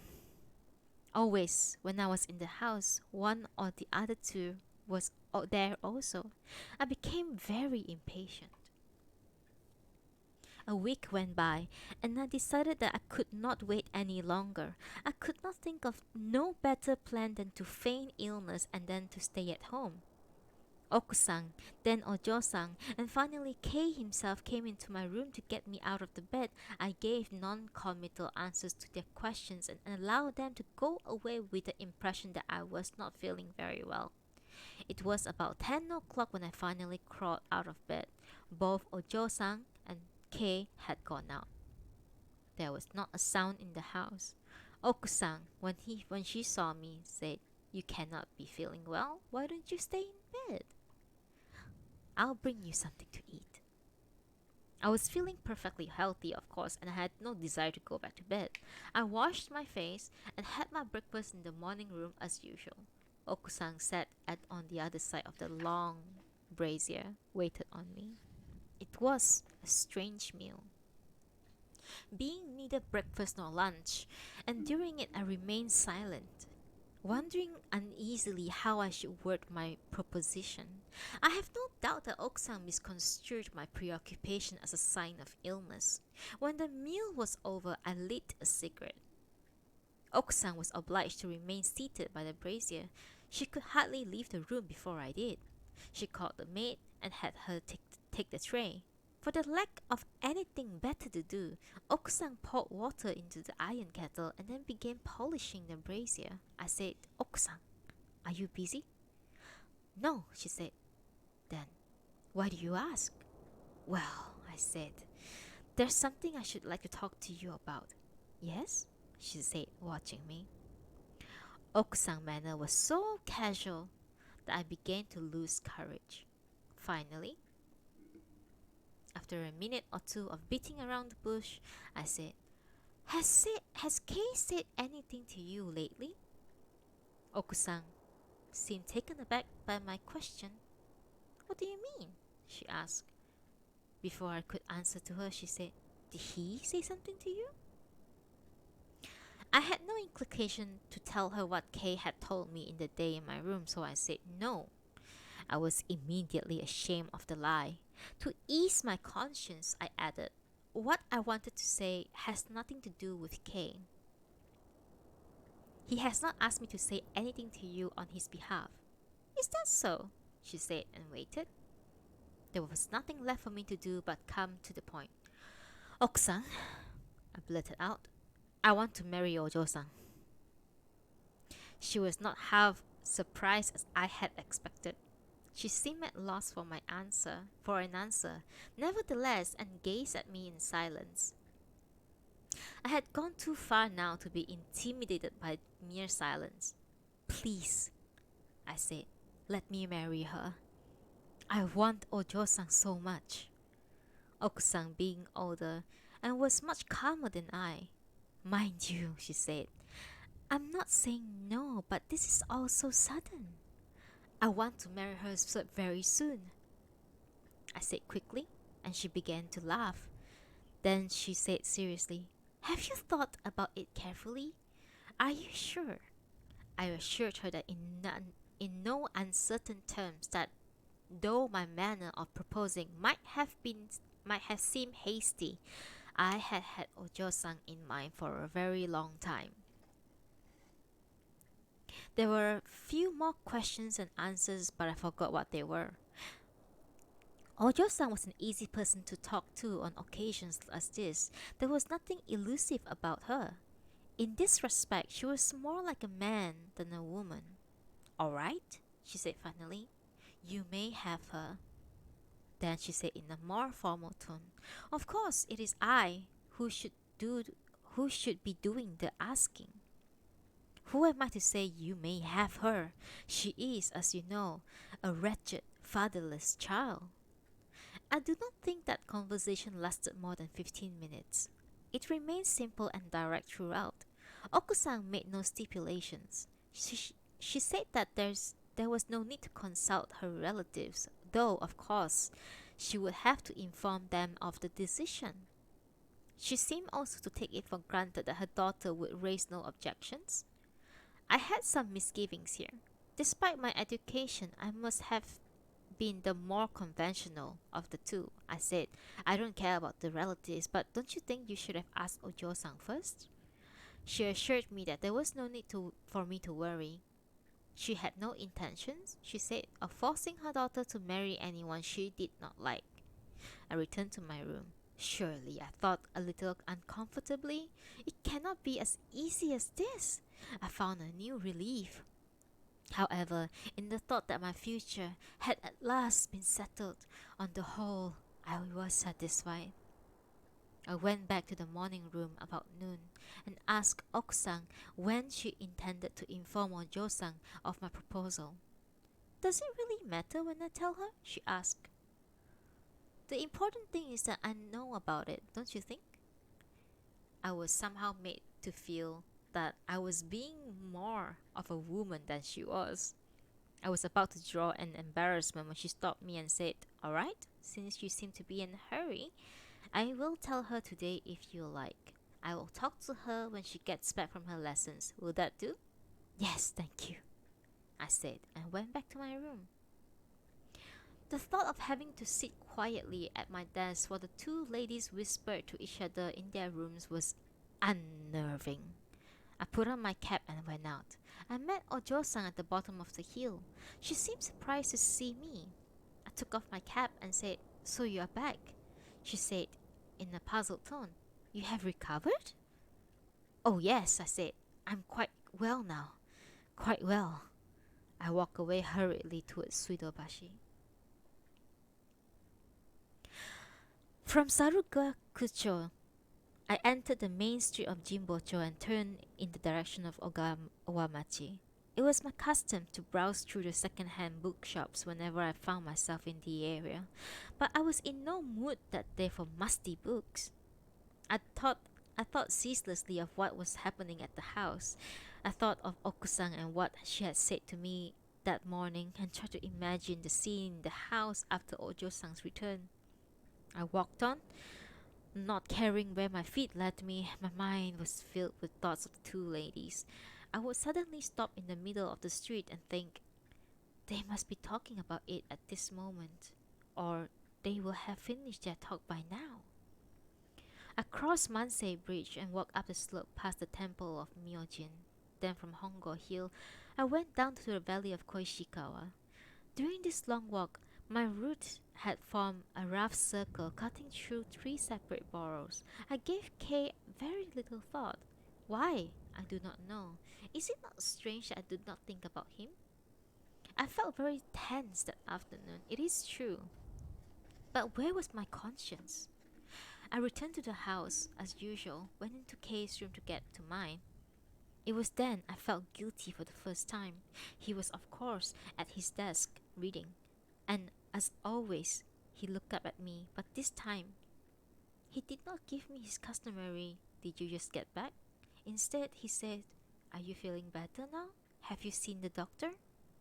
Suddenly, I wanted to kneel before him and beg for his forgiveness. It was a violent emotion that I felt then. I think that Kay and I had been alone in some wilderness, and I would have listened to the cry of my conscience. But there were others in the house. I soon overcame the impulse of my natural self to be true to Kay. I only wish I had been given another such opportunity to ask Kay's forgiveness. I saw him again at dinner. He sat quietly and in some deep melancholy thought. There was not the slightest sign of suspicion in his eye. How could there be, when he knew nothing of what had happened in his absence? I found difficulty in swallowing my food. It was like lead. Ojo-san, whose custom was to eat with us, did not appear at the table that evening. When Oku-san finally called her, thank you so much, Joba Bazaar, for following. You're now a part of the awesome Seed Academy. Thank you.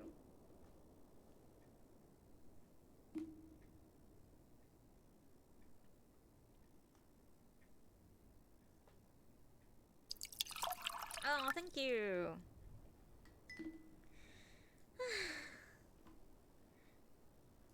Hello, Zoe. Everyone is here. Thank you so much for being here.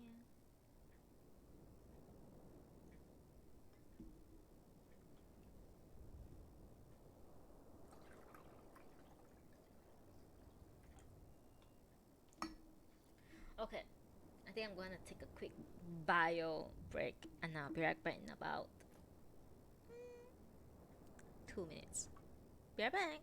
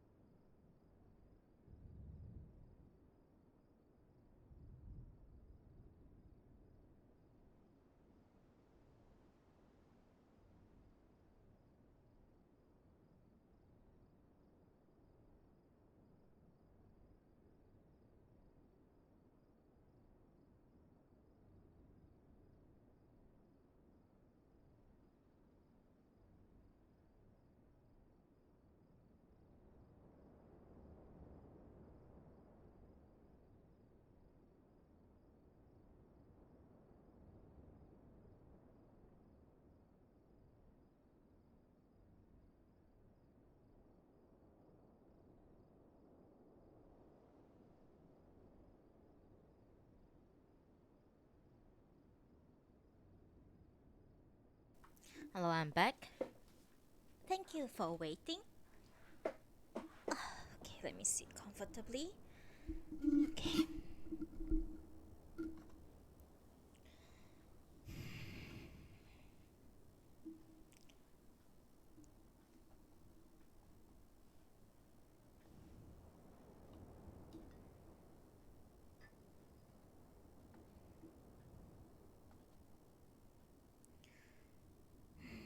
I saw him again at dinner.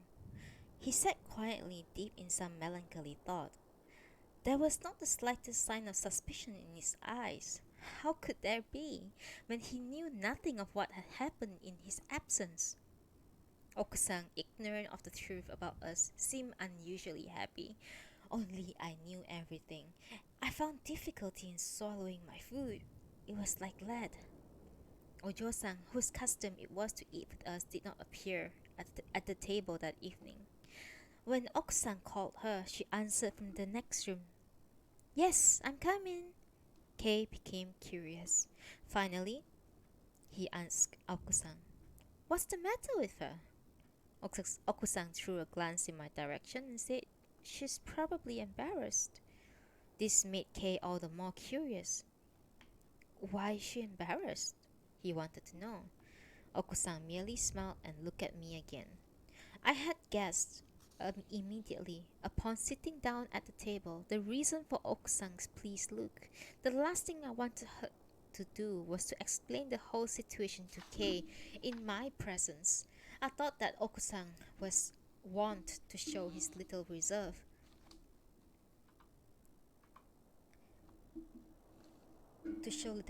in such matters gave me acute discomfort. Fortunately, Kei became silent again, and Okusang, despite her unusual cheerful mood, did not reveal the secret after all. Sighing with relief, I returned to my room, but I could not help worrying about my future relations with Kei. What am I going to say to him? I asked myself. I thought of one excuse after another, but none satisfied me. Eventually, the mere thought of having to explain my conduct to Kay became distasteful to me. I was a cowardly soul.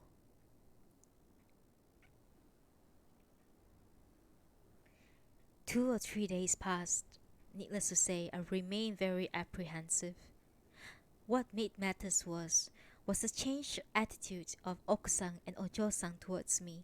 It acted as a constant painful reminder of the fact that the least I could do was to tell Kay the truth. It added to my feeling of guilt. Moreover, I was fearful lest Okusang, who had a directness of manner rarely found in women, should one. I saw a very huge Harfka walked in, and I'm like, ah, oh, hello, Gio. Beautiful as always. More people should play Harfka. That's all I can say. Un momento.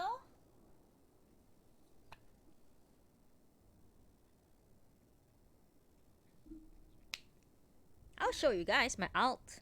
My alt is a Harka. Okay.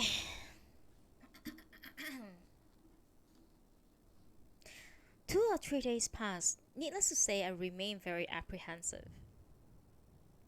What made matters worse was the changed attitude of Okusang and Ojo-san towards me. It acted as a constant painful reminder of the fact that the least I could do was to tell Kay the truth. It added to my feeling of guilt.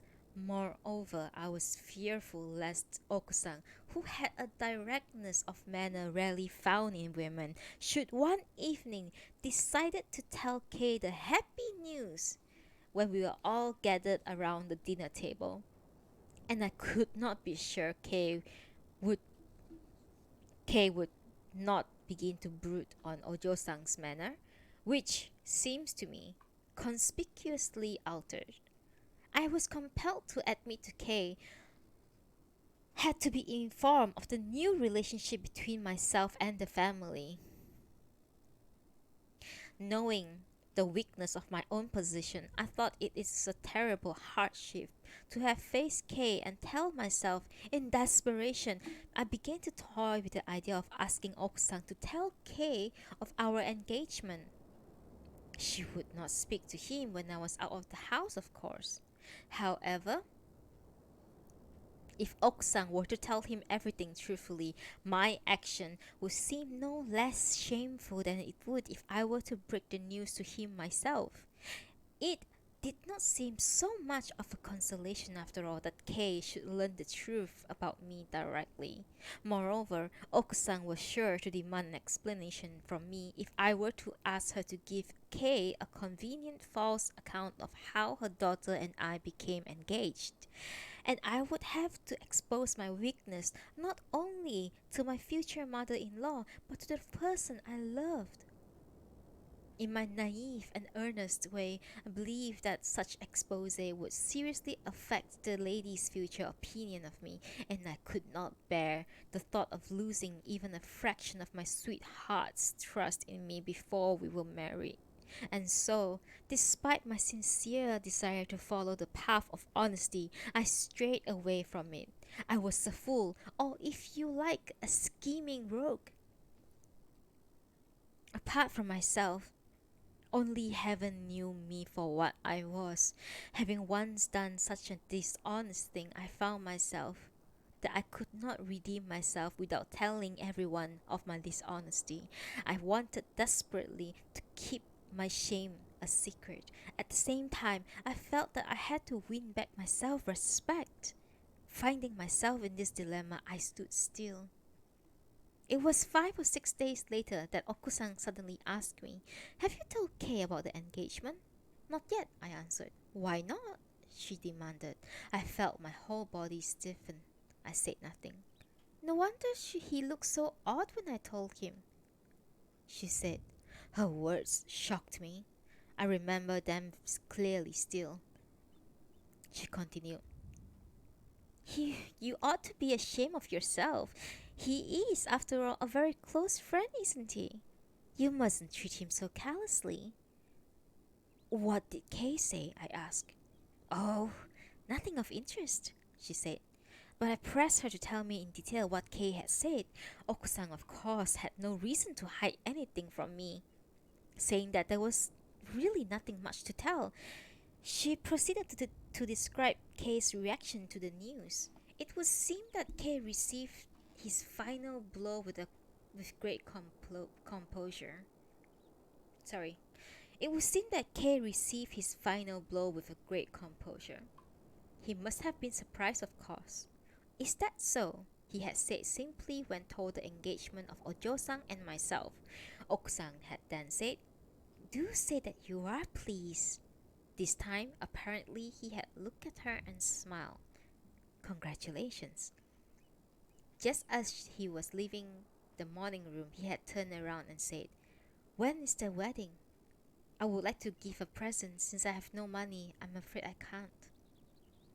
I sat before Okusang, listening to her words. I felt a stifling pain welling up in my heart.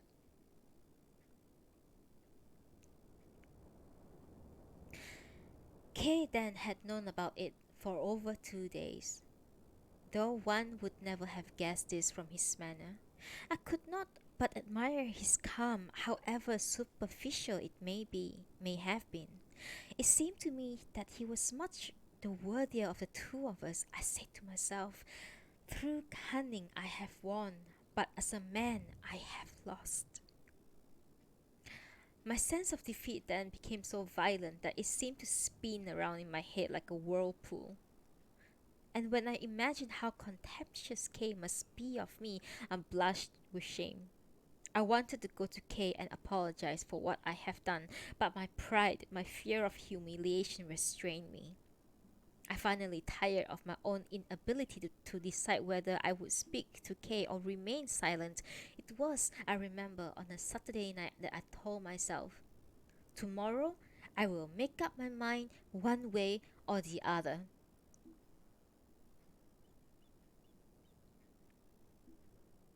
But that night, Kay killed himself. Even now, I cannot recall the scene without horror. I do not know what strange forces were at work that night, for I, who had always slept with my feet pointed towards the west, decided that evening to arrange my bedding so that my feet would point towards the east. Sometime in the night, I was awakened by a cold draught on my head. As I opened my eyes, I saw that door between Kay's room and mine was ajar. This time, however, I did not see Kay's shadowy figure standing in the doorway. Like a man who has suddenly warned of approaching disaster, I sat up and peered into Kay's room. In the dim lamplight, I could see his bed. The counterpane had been flung back. Kay sat with his back turned towards me. The upper part of his body was bent forward. "Hey!" I called. He did not answer. "Hey! What's the matter?" His body did not move. I stood up and went as far as the doorway. From there, I took a quick glance round the room in the half-light. I, I experienced almost the same sensation as I did when Kay first told me his love for Ojo-san. I stood still, transfixed by the scene that I beheld. My eyes stared unbelievingly, as though they were made of glass. But the initial shock was like a sudden gust of wind and was gone in a moment. My first thought was, "It's too late." It was then the great shadow that would forever darken the course of my life spread before my eyes, and from somewhere in the shadow of a voice seemed to be whispering, "It's too late. It's too late." My whole body began to tremble. But even at such a moment, I could not forget my own welfare. I noticed a letter lying on Kay's desk. I saw that it was addressed to me, as I had hoped. Frantically, I tore the envelope open. The purport of the letter was not in the least of what I had expected. I had been afraid that in it I would find many things that would cause me great pain. I had feared that its content would be such a nature that Oko-san and Ojo-san happened to see it, they would cease to regard me with respect. When I quickly read through it, my first thought was, "I'm safe." I was thinking only of my reputation at that time. What others thought of me seemed of great importance. The letter was simply written. Kay explained his suicide was in a very general way. He had decided to die, he said, because there seemed no hope in his ever becoming the firm, resolute person that he had always wanted to be. He thanked me for my many kindnesses in the past, and as a last favor to him, would I, he asked, take care of everything after his death. He asked that I apologize to Oku-san on his behalf for causing her so much trouble, and he wanted me to notify his relatives in his death. In this brief, business-like letter, there was no mention of Ojo-san. I soon realized that Kay had purposely avoided any reference to her, but what affected me most was his last sentence, which had perhaps been written as an afterthought. Why did I wait so long to die?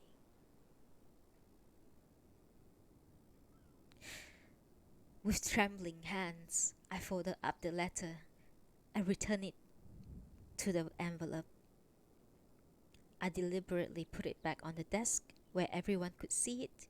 Then I looked around, and for the first time I saw blood on the wall. I held his head almost in embrace and lifted it a little. I wanted to take just one look at his face in death. I bent down towards the floor, peered at his face from beneath. I quickly withdrew my hand. Not only had the sight filled me with sudden horror, but the head had felt inordinately heavy. I sat still for a while, looking at the cold ears that I had just touched and the thick, closely cropped hair which seemed to belong to someone alive. I felt no desire to cry. I felt only frightened. The fear I had experienced then was not caused merely by the proximity of a blood-stained body.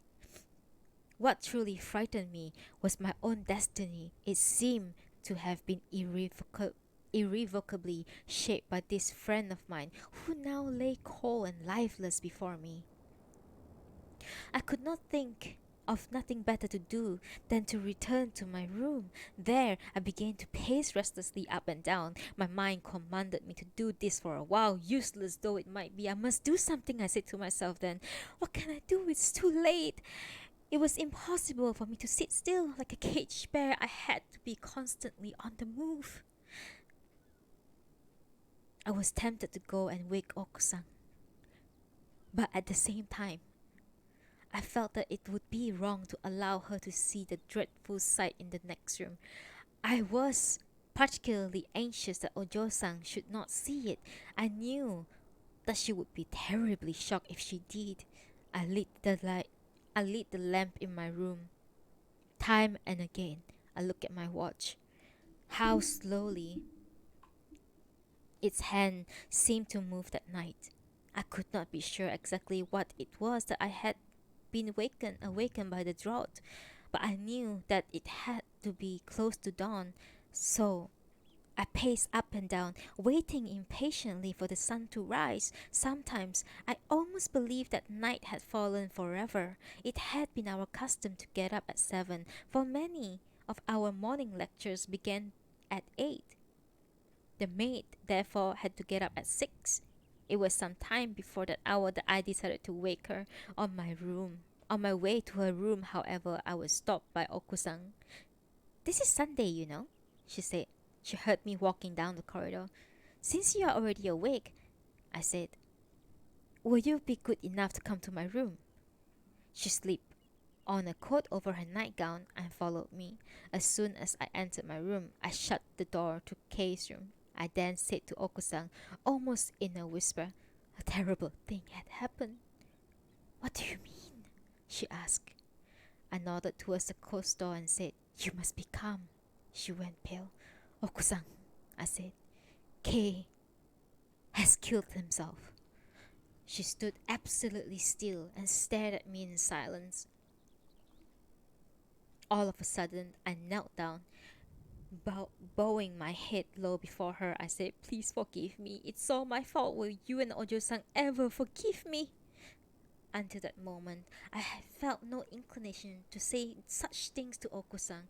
It was only when I saw her staring at me that I had sudden urge to kneel down and blurt out my apology. Please take it that I was compelled to apologize to Oku-san and Ojo-san because I could no longer apologize to Kei himself. I was forced by my own conscience to apologize against my will. Fortunately, Oku-san did not know the real reason why I had asked her for forgiveness. Her face still pale, she said gently, "You must not blame yourself. Who could have foreseen such a thing?" Despite her gentleness, however, I could see unmistakable sign of fear and shock in her eyes. Though I felt sorry for Oku-san, I opened the door that I had only recently closed. Kei's lamp had gone out, and the room was almost pitch dark. I returned to my room and picked up my lamp. When I reached the doorway once more, I turned around and looked at Oku-san. She walked slowly towards me and peered fearfully over my shoulder into the small room. She would not go in. "You must open the storm windows," she said, "and let the light in." Oku-san's conduct throughout the day was exemplary, as one would expect of a soldier's wife. It was in obedience to Okusang's order that I went to the doctor and then to the police, and until they had come and gone, she would not allow anyone to enter K's room. K had cut open a carotid artery with a small knife and died instantly. He had no other wound.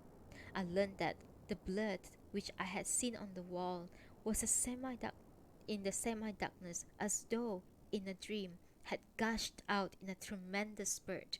I looked at the stain again, this time in daylight, and I marveled at the power of human blood. Oksang and I cleaned up the room as well as we could.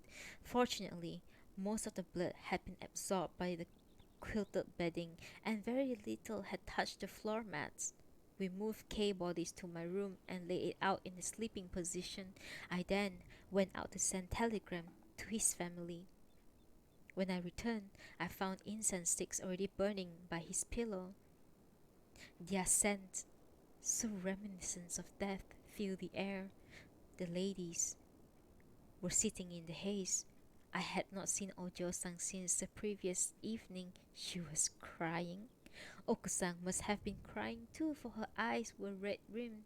I, who had not remembered to shed a tear since Kay's death, was able to feel sorrow then for the first time. You have no idea what comfort this gave me.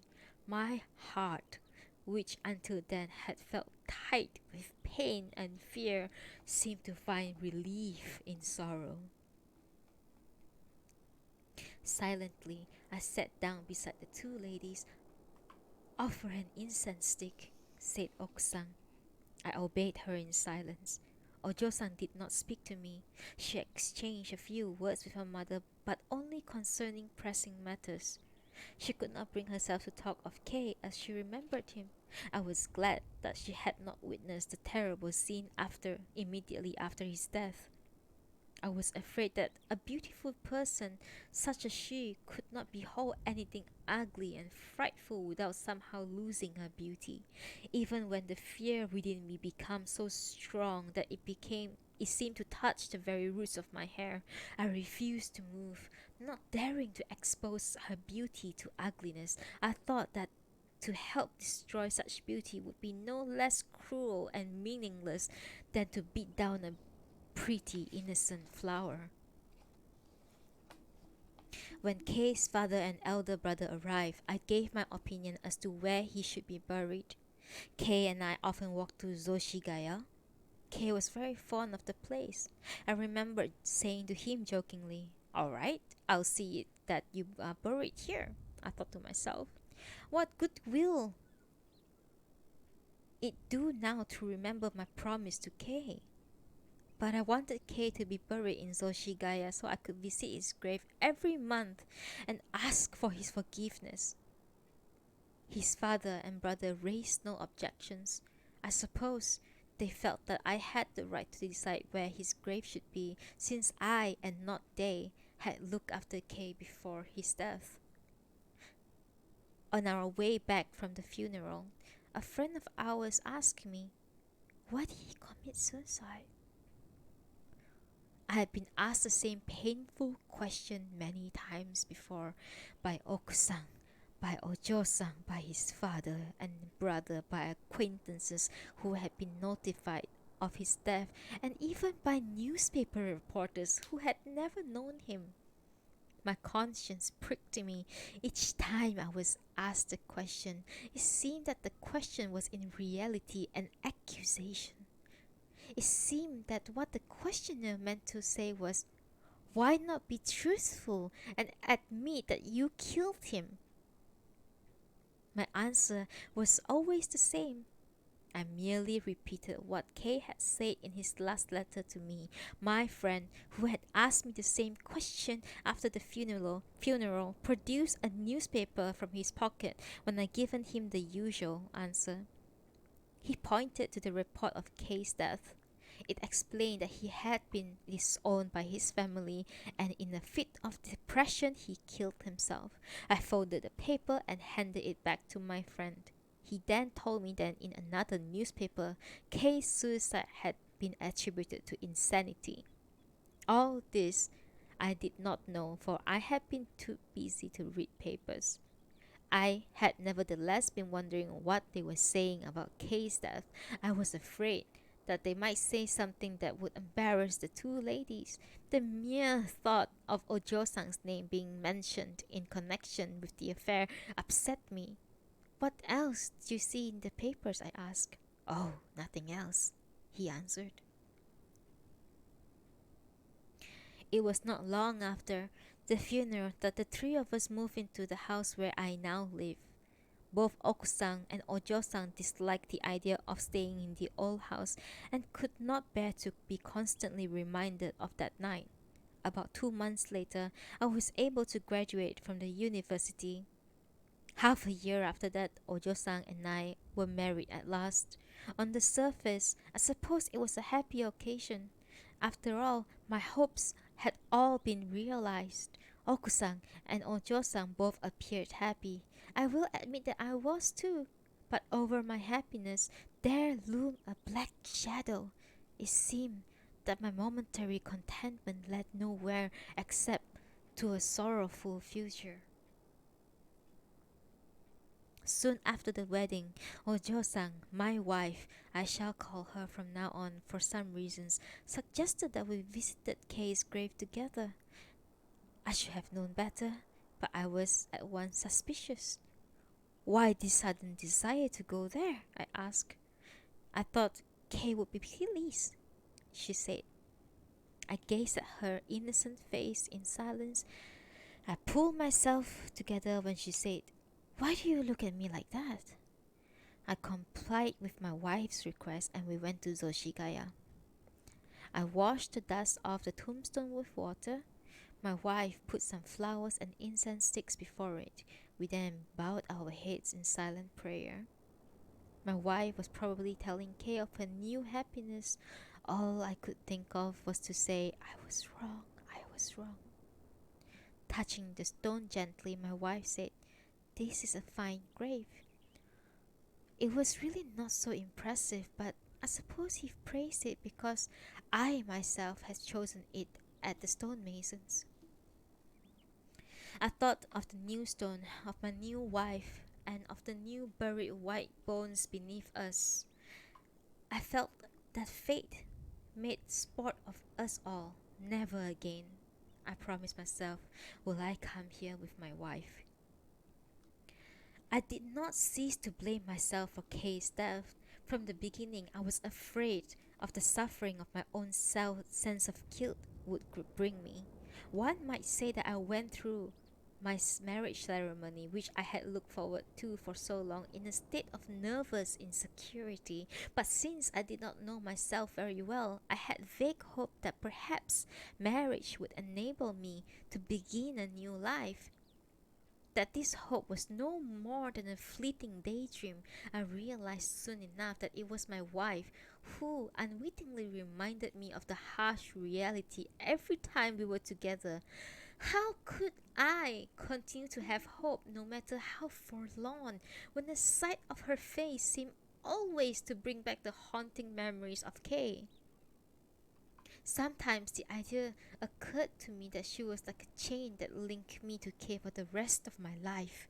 At such time, I would behave coldly to my wife, whom I found otherwise faultless.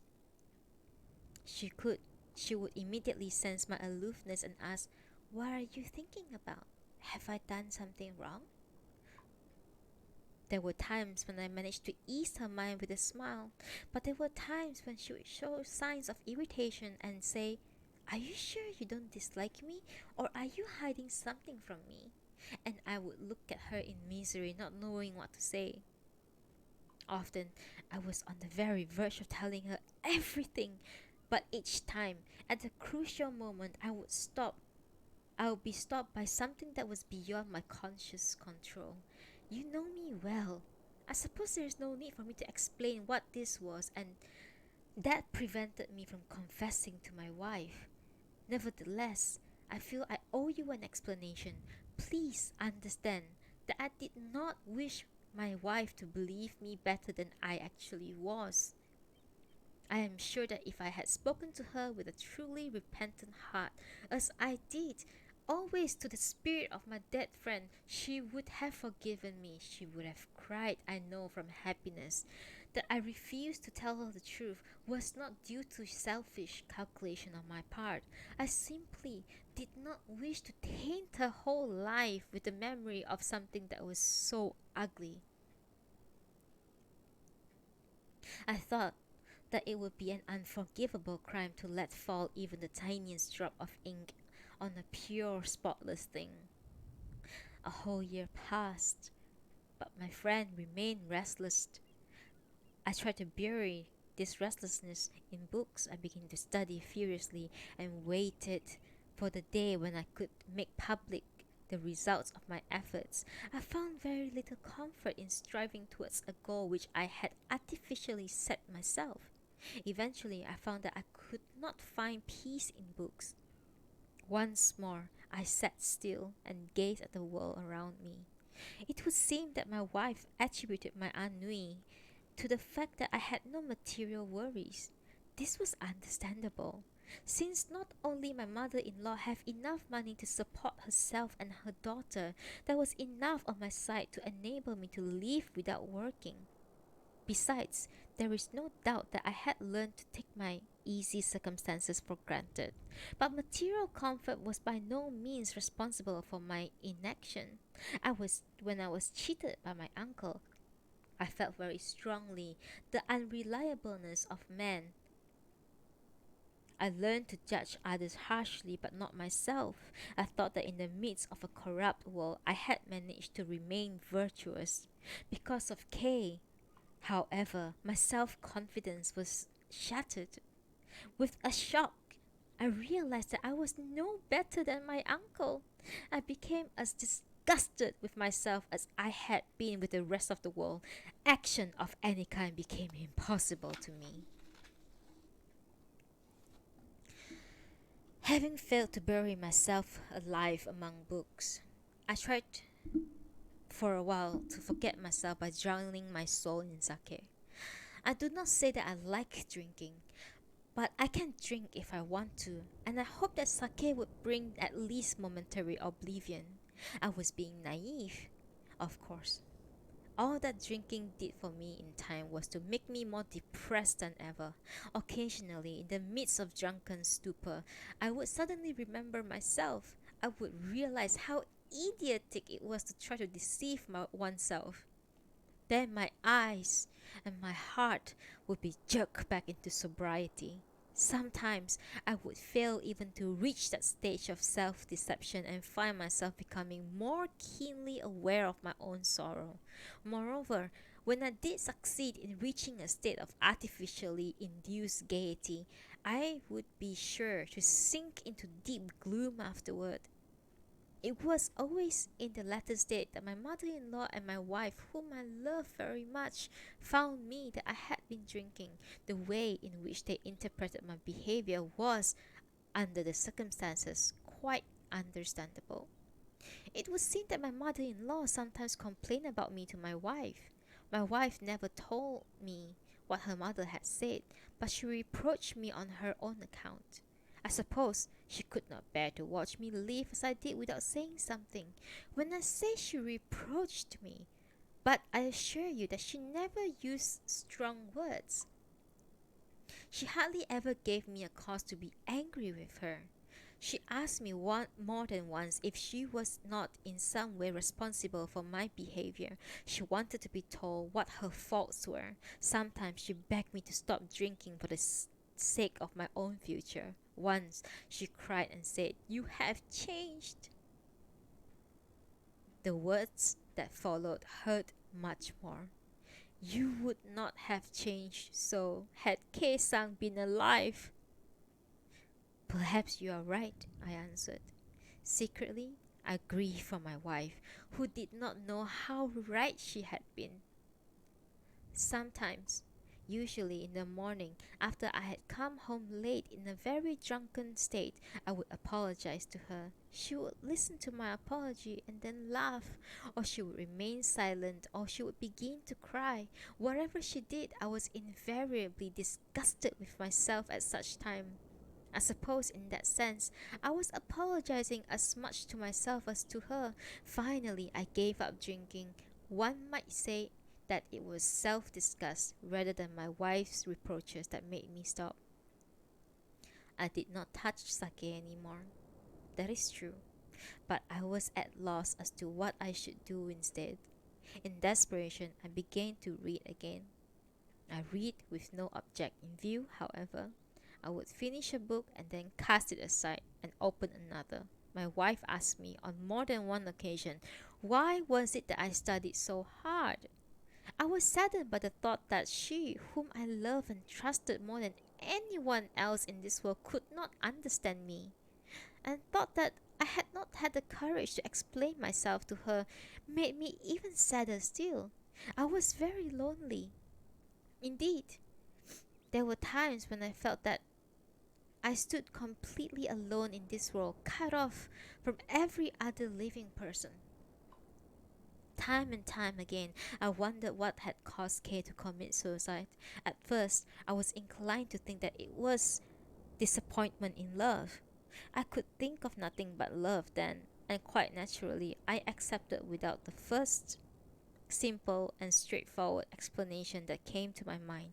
Later, however, when I could think more objectively, I began to wonder whether my explanation had been too simple. I asked myself, was it perhaps because his ideals clashed with the reality that he killed himself? But I could not convince myself that Kay had chosen death for such a reason. Finally, I became aware that the possibility that Kay had experienced loneliness as terrible as mine, and wishing to escape quickly from it, had killed himself. Once more, fear gripped my heart. From then on, like a gust of winter wind, the premonition that I was treading on the same path as Kay had done would rush at me from time to time, chill me to the bones. Then, my mother-in-law fell ill. The doctor told us she would not recover. I devoted all my energy to caring for her. I did so for the invalid's sake and for my dear wife too. But I felt also I was in some way helping the whole of mankind. There is no doubt that in a sense I had been waiting for such a chance to prove myself that I was not totally useless. For the first time since my retirement from the world, I was able to feel that I could still be some use to others. There is no way to explain my state of mind, except that I was seeking means of atoning for the wrong I had done. My mother-in-law died. There remained only my wife and myself. My wife said to me, in all the world, I now have only you to turn to. I look at her, and my eyes suddenly filled with tears. How could I, who had no trust in myself, give her the comfort that she needed? I thought her a very unfortunate woman. One day, I said to her, why do you say that? She asked. She could not understand what I meant, and I could not tell her. She began to cry. Is it because you have always looked at me in your twisted way, she said reproachfully, that you can say such things? After her mother's death, I tried to treat my wife as gently as I could. I loved her, of course, but again, I was not being gentle merely for her sake. I suppose that my wife was moved in the same way as when my mother-in-law had fallen ill. My wife appeared content, but in her contentment there seemed to linger a vague uneasiness that sprang from her own inability to understand me. Mind you, I do not think for a moment that her uneasiness would have decreased had she been allowed to understand the nature of my gentleness towards her. Indeed, I think she would have become even more uneasy. A woman is more happy when she is the sole object of affection. Whether or not this kindness may involve injustice somewhere does not seem to matter very much than when she is loved for reasons which transcend particular individuals. At least I have noticed that this tendency more in women than in men. My wife once asked me, can't a man's heart and a woman's heart ever become a part of each other so that they are one? I gave a non-committal answer. Perhaps when the man and the woman are young. She sat quietly for a while. She was probably thinking of the time when she herself had been a young girl. Then she gave a little sigh. From then on, a nameless fear would assail me from time to time. At first, it seemed to come over me without warning from the shadows around me, and I would gasp at it unexpectedly. Later, however, when the experience had become more familiar to me, my heart would readily succumb, or perhaps respond to it, and I would begin to wonder if this fear had not always been in some hidden corner of my heart ever since I was born. I would then ask myself whether I had not lost my sanity, but I had no desire to go to a doctor or anyone else for advice. I felt strongly the sinfulness of man. It was this feeling that sent me to Kay's grave every month, that made me take care of my mother in law in her illness and behave gently towards my wife. It was this sense of sin that led me to feel sometimes that I would welcome a flogging, even at the hands of strangers. When this desire for punishment became particularly strong, I would begin to feel that it should come from myself and not others. Then I would think of death. Killing myself seemed a just punishment for my sins. Finally, I decided to go on living as if I were dead. I wonder how many years have passed since I made that decision. My wife and I continued to live in harmony. We were by no means unhappy. We were, I assure you, quite a happy couple.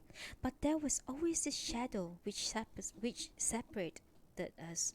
I could never push it away, and it lay in the dark streak across my wife's happiness. She has always sensed its presence. As I think about it now, I cannot but feel terribly sorry for her. Though I had resolved to live as if I were dead, my heart would at times respond to the activity of outside world and almost seems to dance with the pent-up energy. But as soon as I tried to break my way through the cloud that surrounded me, a frighteningly powerful force would rush upon me from I know not where and grip my heart tightly until I could not move. A voice would say to me, "You have no right to do anything. Stay where you are." Wherever desire I might have for action would suddenly leave me. After a moment, the desire would come back, and I would once more try to break through. Again, I would be restrained. In fury and grief, I would cry out, "Why do you stop me?"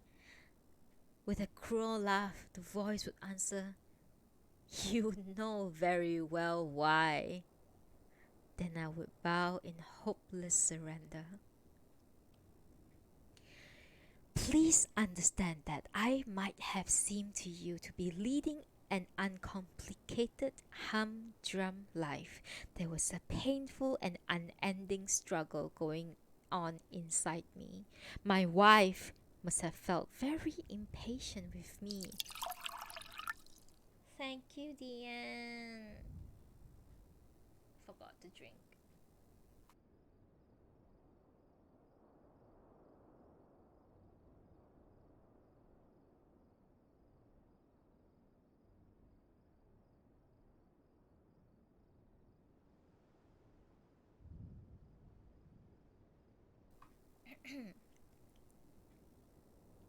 My wife must have felt very impatient with me sometimes, and you have no idea how much more impatient I was with myself.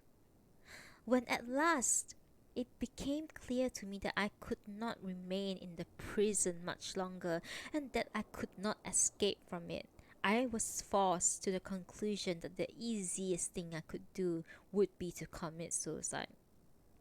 You may wonder why I reached such conclusion. But you see, the strange and terrible force which gripped my heart whenever I wished to make an escape in life seems at least to leave me free to find an escape in death.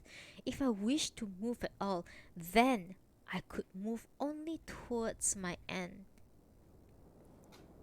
I tried 2 or 3 times to follow this only course which destiny had left open to me, but each time I was restrained by my feelings for my wife. Needless to say, I lacked the courage to take her with me. As you know, I could not even bring myself to confess everything to her. How could I then rob her of her allotted life and force her to share my own destiny? The mere thought of doing such cruel thing was terrible to me. Her fate had been preordained no less than mine had been. To throw her into the fire that had been built for me would be an extremely unnatural and piteous thing to do. At the same time, the thought of my wife living alone after I had gone aroused my compassion. How could I ever forget my wife's words after her mother died? In all world, I now only have you to turn to, and so I hesitated. Afterwards, I would look at my wife and say to myself, it's a good thing that I hesitated. And I would once more begin to live in hopelessness and frustration, feeling my wife's disappointed eyes on me. Look back on those days when you knew me. My life was then as I have just described it.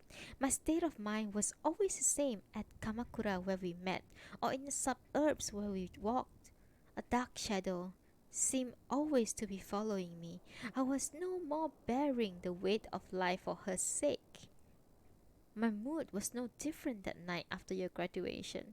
Believe me, I was not lying when I said that we would meet again in September. I really did mean to see you, even after the passing of autumn, even after winter had come and gone. Then, at the height of summer, Emperor Meiji passed away. I felt as though the spirit of Meiji era had begun with the emperor and had ended with him. I was overcome with the feeling that I and the others who had been brought up in that era were now left behind to live in anachronisms. I told my wife so. She laughed and refused to take me seriously.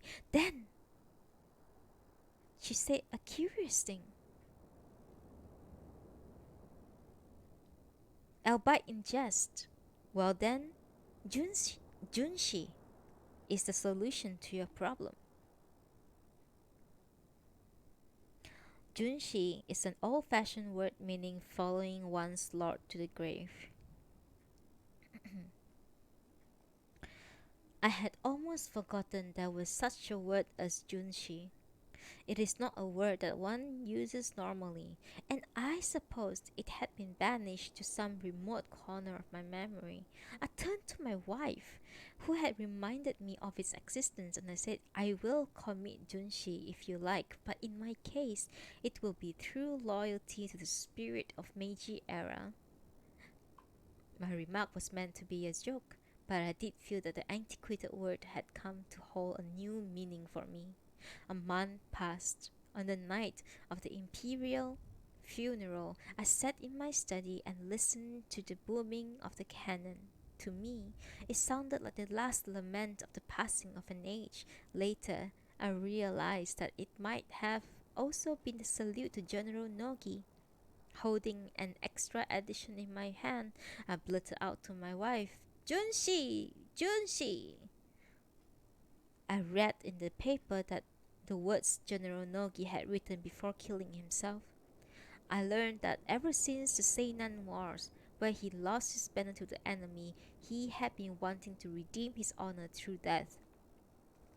I found myself automatically counting the years that the general had lived, always with death at the back of his mind. The Seinan War, as you know, took place in the 10th year of Meiji. He must therefore have lived for 35 years, waiting for the proper time to die. I asked myself, when did he suffer greater agony, during those 35 years, or the moment when the sword entered his bowels? It was 2 or 3 days later that I decided to at last commit suicide. Perhaps you will not understand clearly why I am about to die, no more than I can fully understand why General Nogi killed himself. You and I belong to different eras, and so we think differently. There is nothing we can do to bridge the gap between us. Of course, you may be more correct to say that we are different simply because we are two separate human beings. At any rate, I have done my best in the above narrative to make you understand this strange person that is myself. I am leaving my wife behind me. It is fortunate that she will have enough to live on after I'm gone. I have no wish to give her a greater shock than necessary. I intend to die in such a way that she will be spared the sight of my blood. I shall leave this world quietly while she is out of the house. I want her to think that I died suddenly, without reason. Perhaps she will think that I lost my mind. That will be all right. More than 10 days have gone by since I decided to die. I want you to know that I spent most of my life writing this epistle about myself to you. At first, I wanted to speak to you about my life, but now that I have almost finished writing this, I feel that I could not have given as clear an account verbally, and I am happy. Please understand, I did not write this merely to pass the time away. My own past, which made me what I am, is a part of human experience. Only I can tell it. I do not think that my effort to do so honestly has been entirely purposeless. If my story helps you and others to understand even a part of what we are, I shall be satisfied. Only recently I was told that Watanabe Kazan postponed his death for a week in order to complete his painting Kantan. Some may say that this was a vain sort of thing to do, but who are we to judge the need of other men's heart? I did not write simply to keep my promise to you. More compelling than the promise was the necessity which I felt within me to write this story. I have now satisfied that need. There is nothing left for me to do. By the time this letter reaches you, I shall probably have left the world. I shall, in all likelihood, be dead. About 10 days ago, my wife went to stay with her aunt in Ichigaya. The aunt fell ill, and when I heard that she was short of help, I sent my wife there. Most of this long document was written while she was away. Whenever she returned, I quickly hid it from her. I want both the good and bad things in my past to serve as an example to others. But my wife is the one exception. I do not want her to know any of this. My first wish is that her memory of me should be kept unsullied as possible. So long as my wife is alive, I want you to keep everything I have told you a secret, even after I myself am dead.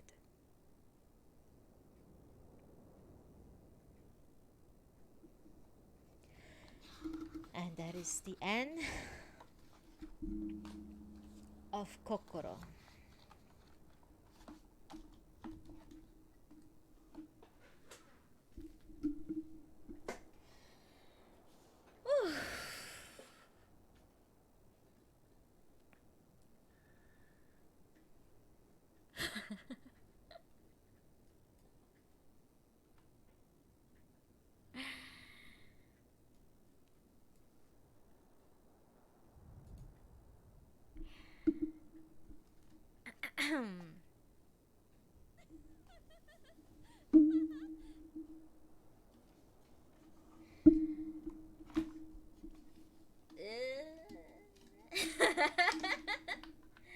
Awkward laughters. Thank you for the follow once again. So is Celia and Geo Bazaar. Thank you so much for the follow. Thank you for attending the reading session today. Thank you for finishing up Kokoro with me.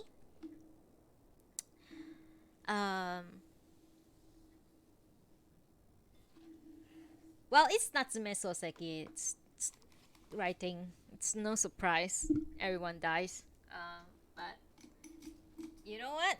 That's life. People die. I mean, even in unnatural circumstances, right? But yeah.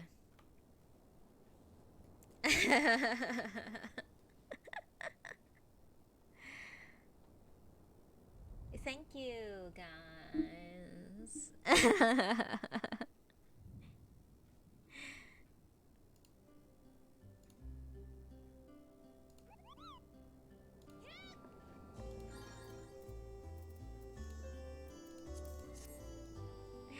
How do y'all feel? Depressing? I understand. Oh my god, Exia wants a tarot card reading. Okay.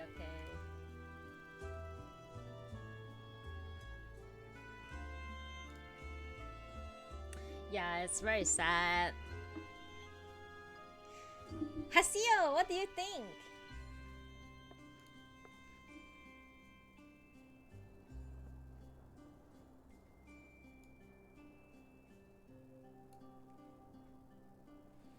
This is the first time for Hasio to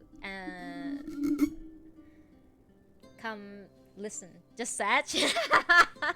No, I'm just asking your experience about like this idea of like reading a book. It's sad. Alright, give me one moment. I'll read a tarot for my dear Exia. Yeah, Hasio, you should read the whole thing. Or, maybe you would like to, you can always go back to my channel. I have all the VODs in there. Yeah, Natsume Sōseki.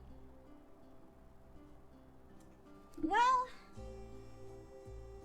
it's Natsume Sōseki. So and it's not the last book I'm going to read, so but the next book is not Natsume Sōseki because I think that we have enough of depressing theme. But it's difficult, like, cause the next book I have never read it myself either, so there's a possibility that it's very depressing as well. So I can't promise you guys. Well, we shall see. Okay. Exia. You want to ask a question or you want a card of the day? How many times you want me to shuffle the card, and do you want me to pick it from the top or from the spread?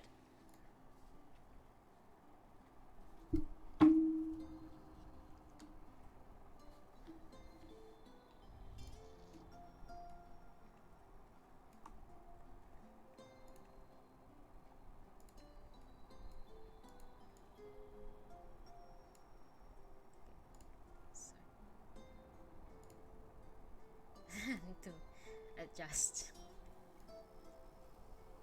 Exia is thinking.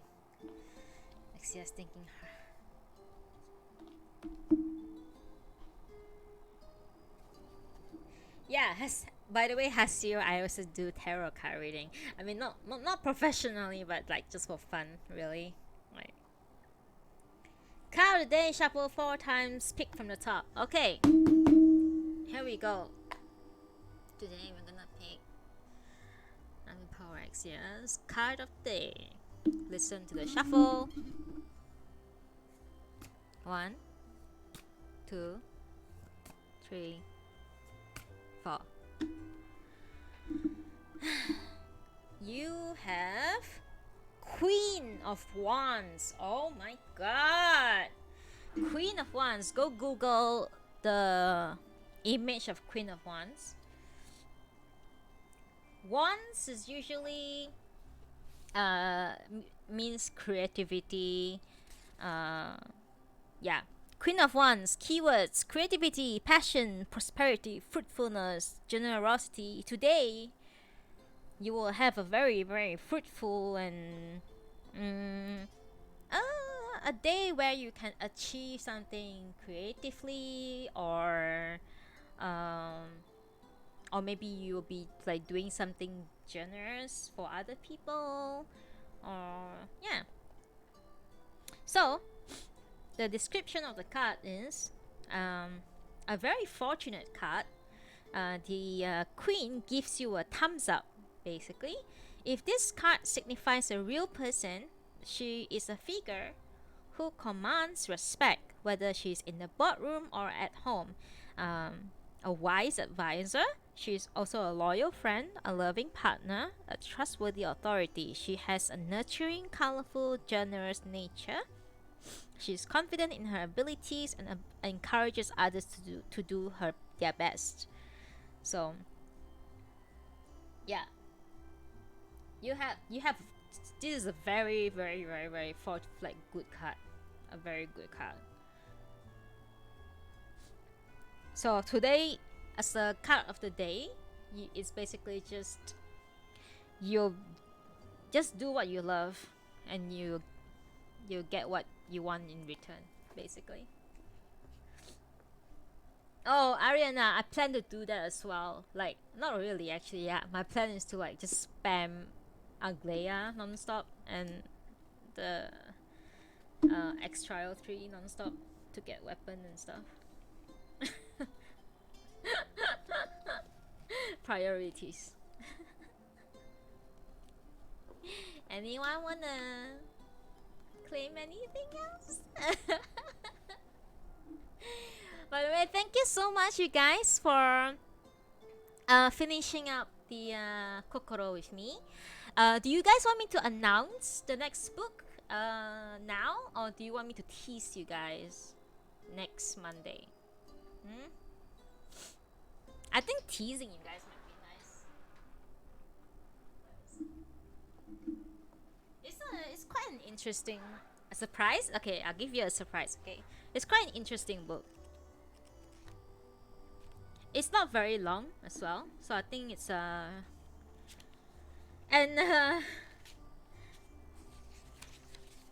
and like all weird books that I and like all weird books that I like, they don't really have like proper chapters. Like it's they always have like some kind of uh, some kind of a chapter that has like a title to them. So yeah, I don't know how long each chapter is going to be because the words on the pages are not very small. They are not very big either. But I'll try to do 2 stories in each on each day. Then I should be able to finish in like 2 days. Yeah. Okay, I'll tease you guys, okay?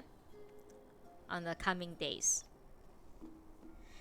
Thank you guys once again for being here with me as always. Thank you, Diane, for organizing as well for the everything. Haseo, yes. Haseo, please. If you whenever you wanna rate, please rate. Please let me know. I will put you somewhere here. Yeah, this is all the people who reads.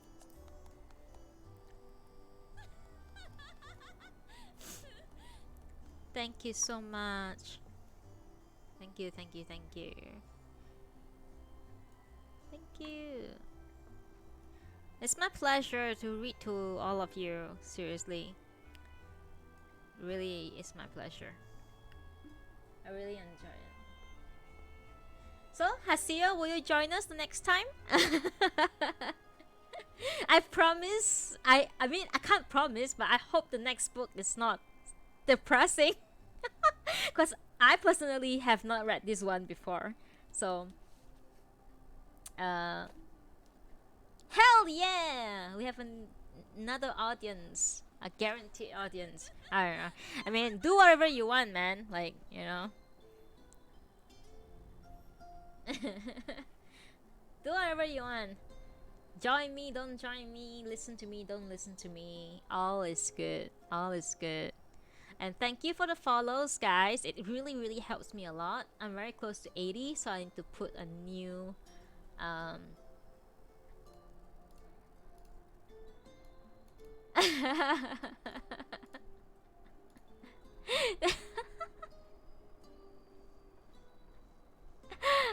Twisty.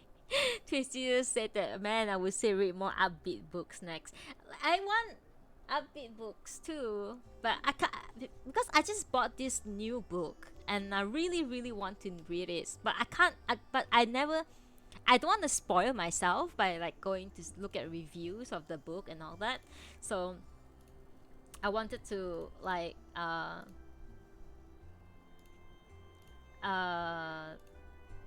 just go into it completely blind. Like I know nothing about the book at all, so I think it will be very, very interesting to go to read this book with you guys completely fresh, like just fresh from the start. Like I don't know the story, you guys don't know the story, so we don't know where it's gonna head, right?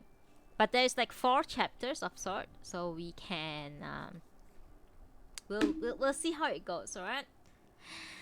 Okay, it's time to end the stream. Thank you so much once again, Kiana, Wine, Ariana, Gio, Exia, Diane, and oh my god, who else was it? Hasio, um, Zoe May, yes, Zoe May, and who else? Ando Todox, who always drop by my streams, like even when I'm doing raids and all that. Thank you so much, Ando, for supporting the stream as always. Erebus Zaga, Kader Kazanberg, Rumiel Delacroix, all of you, thank you so much for dropping by and listening to me on the channel, on my Twitch channel. I'll see you guys on Monday. Alright? Thank you. Thank you. And I see you guys on Monday. Have a good weekend, guys. Have fun. Go party. Don't drink too hard. And I shall see you in game. Have a good day. Bye.